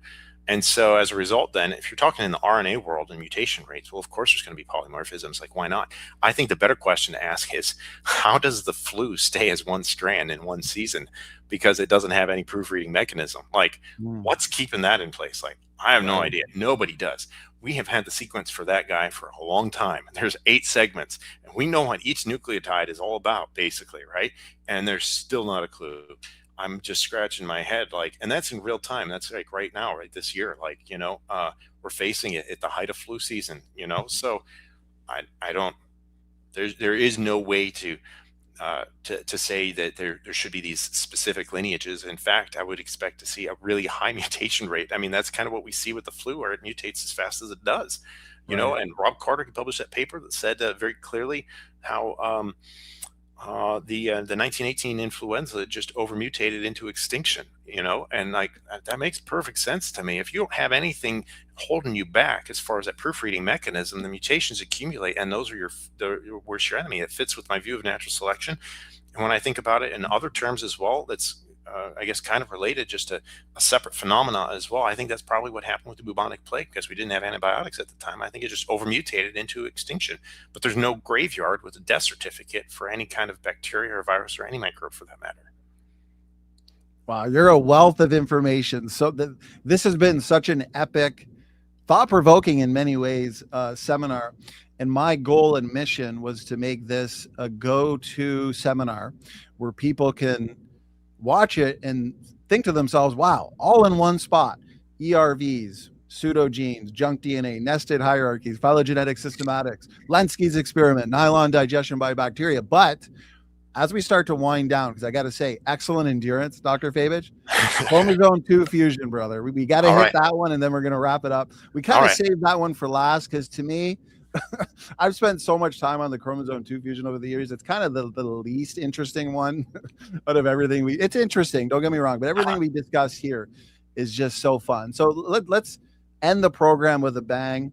The chromosome 2 fusion. Let me just, in order to represent the evolutionists accurately, here's the main event. Chromosome 2 fusion. It's fun. It's interesting. Don't get me wrong. I've just spent so much time on it over the years. I feel like it's almost a non-issue at this point, whether there was a fusion or there wasn't. It's not really, it's agnostic overall, but I want to get your take on it. So as we know, evolutionists believe that humans and chimps are related through common ancestry. Chimps are our closest cousin. We go back to a common ancestor 6 or 7 million years ago. We have 46 chromosomes. They have 48. What's the deal? So they like to say, oh, we predicted this. This is a fulfilled prediction. And so they find in human chromosome 2, the so-called telomeric repeats, TTA, GGG, CCC, TAA. We see that here. It's in high density. So to them, that's the leftover remnants of a fusion event in the past, somewhere in the hominin line. So after the split. And to them, that's good evidence for ape to man evolution. Dr. Fabich, what are your thoughts, brother? I kind of stated a little earlier, excuse me, I have never heard anyone present a selective mechanism forward for any kind of chromosome event for it to be a positive thing and a good outcome. If you add just one chromosome to the human genome, you end up with stuff like trisomy 21 or Down syndrome. If you take away one chromosome, you could end up with something like Turner syndrome. Oftentimes, if you add one more chromosome, that's one of the bigger ones, like 1, 2, or 3, it ends up in a miscarriage. Okay. If you take one chromosome arm off of one and put it on the other and have a transposition event, you end up with what's called the Philadelphia chromosome, and that leads to cancer. Okay. So there is no story already to be made for a progress in evolutionary sequence based on chromosome number, because the numbers do not uphold to that story overall. Okay, fine. So could there have been a chromosome fusion between the two smaller ones, just as they suggest, just for the sake of common ancestry? I mean, like, whatever here, okay? Like, it could have happened in Noah. Like, there's nothing that says it could not have happened in Noah. All right, so the burden of proof, if we're going to be taking a null hypothesis and we have to reject the null hypothesis stands. You can't say anything about it. Now, personally, do I think Noah had it? I don't know. When I look at that claim for chromosome fusion, are there some sequences that are similar along those lines? Maybe. But again, a lot of that data is just based off of a faulty chimp genome sequence. And it may still bear out there, fine, okay. But the other thing I think is kind of ironic is I'm not aware anybody's ever made an argument about a chromosome fusion event for any other species out there. It's just because it's human and chimp, and it's just because of that and that only, and they're trying to make the slam dunk case that we are common ancestry with the primates, and that's the only thing I can come to with it. I can't give you a beneficial reason why it happened. So why would I argue that it happened in the past? Like, this isn't even like a sickle cell anemia prevents malaria. I mean, like, there's nothing. There's no, you can't point to anything about a so-called fusion event that would have happened. Like, it just doesn't make any sense to me. What if we did have 48 and then went to 46? Okay. I'm not really miffed about it. It doesn't support an evolutionary worldview. Does it have anything to do with common descent? Well, I mean, like, if one progenitor had it happen, then the rest of us have got to have it, doesn't it? Stand to reason? Well, like, yeah. Do we have a historical record of people going through a population bottleneck? Oh, yeah, we do. There were 8 on the ark. Yep. Mm-hmm. Right. Well, even if there was a fusion, which I think there's good evidence that there's not. I mean, we find those similar sequences, TTA, GGG, CCC, TAA. We find those even in a head-to-head pattern. A friend and I, Chris Roop, who worked for Dr. John Sanford for years. Yeah, I know Chris. We went in. He did the blast analysis because he's familiar with that, and we discovered many instances of the TTA, GGG, CCC, TAA in a head-to-head pattern, in pretty good density in other chromosomes, one specifically in chromosome 9. Because prior to that, Dr. Fabich, we knew, because Dr. Tompkins did the work. He did an excellent job showing the isolated cases of the TTA, GGG, CCTA, and other chromosomes. Now we actually have in chromosome 9 a head-to-head, which most evolutionists would agree that chromosome 9 is not the result of a fusion. But anyways, besides the point, like you said, even if there was a fusion, they would admit it's an apomorphy, so it would have occurred in one line, the hominin line. And so that's the human line, unrelated to chimpanzees. And you mentioned that the biblical position has a bottleneck at the flood with 8 people. And so which model could better explain the fixation of this fusion anyways? If there was, hypothetically, wouldn't it be the creation model? Because in the evolution model, I mean, whoever experienced this fusion event, that would have been a near extinction event. That one person now has the fusion, 46 chromosomes. So everybody else on the planet, all those tribes, all those people groups, they would have to be wiped out over time for that fusion to spread. And I think that would probably involve a lot of storytelling from the evolutionists, wouldn't it? So I guess my final question to you on this is this. If there really was a fusion, which I think there's good evidence there's not, would the creation model better account for it anyways? I mean, like, I think it stands to reason, you know. If there was an event that happened, it happened there. I think it ultimately is just a matter of faith on this one, kind of, you know, like, I don't think the evidence actually supports it, but I don't think that a biblical worldview says that you cannot have a chromosome fusion. The only reason it would say you can't have a chromosome fusion is because if we look at the observable evidence we have available today, things die when that happens. And that's the primary reason. So it's a scientific argument against it. So I tend not to think that happened. I mean, could it be possible? I mean, we could play that game till the cows come home, you know. And just, you can ask for whatever you want. You just have to look at the evidence that's available. And from the evidence that's available, it doesn't look like there was a fusion event. I'm not convinced of it. Right. And I'm also like you, it's not a hill I'm going to die on. You know, it's a really weak argument that the evolutionists made. I'm surprised that they allow it to keep going.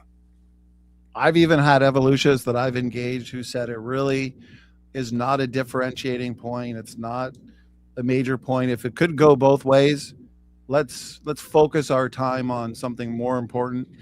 Like a lot of the points that we've been discussing for, my brother, 3 hours. What a marathon. You did an excellent job, Dr. Fabich. I got to say, as we wrap up here, I put a comment here earlier. Dr. Fabich did an excellent job tonight, 3 hours nonstop. So great endurance. It was a marathon, interacting with the literal best evidence for evolution. So you get the credit that you deserve, brother. Phylogenetics, systematics, nested hierarchies, ERVs, pseudogenes, junk DNA, chromosome 2 fusion, Lenski, nylon digestion. You hit it all in a single program. And so it truly was a blessing and a privilege and an honor to have you here for this. What I had in mind for how I wanted this program to turn out it turned out even better. And so, Dr. Fabich, I want to throw it to you. Firstly, I appreciate your time. I appreciate your work. And I want to wrap it up with this. I want to hand it to you because we could win arguments all day. It's about winning souls. It's about preaching the saving gospel message of Jesus Christ, because you could be right on all the science. You could have all the evidence on your side. But if you have not trusted Christ, if you have not believed the gospel, then what does it really matter? And so I want to hand it to you for final words and final thoughts, and to cover the most important aspect of why we do what we do, brother. Yeah, I'm really honored and humbled to have this opportunity to speak to you, anybody that's watching this right now.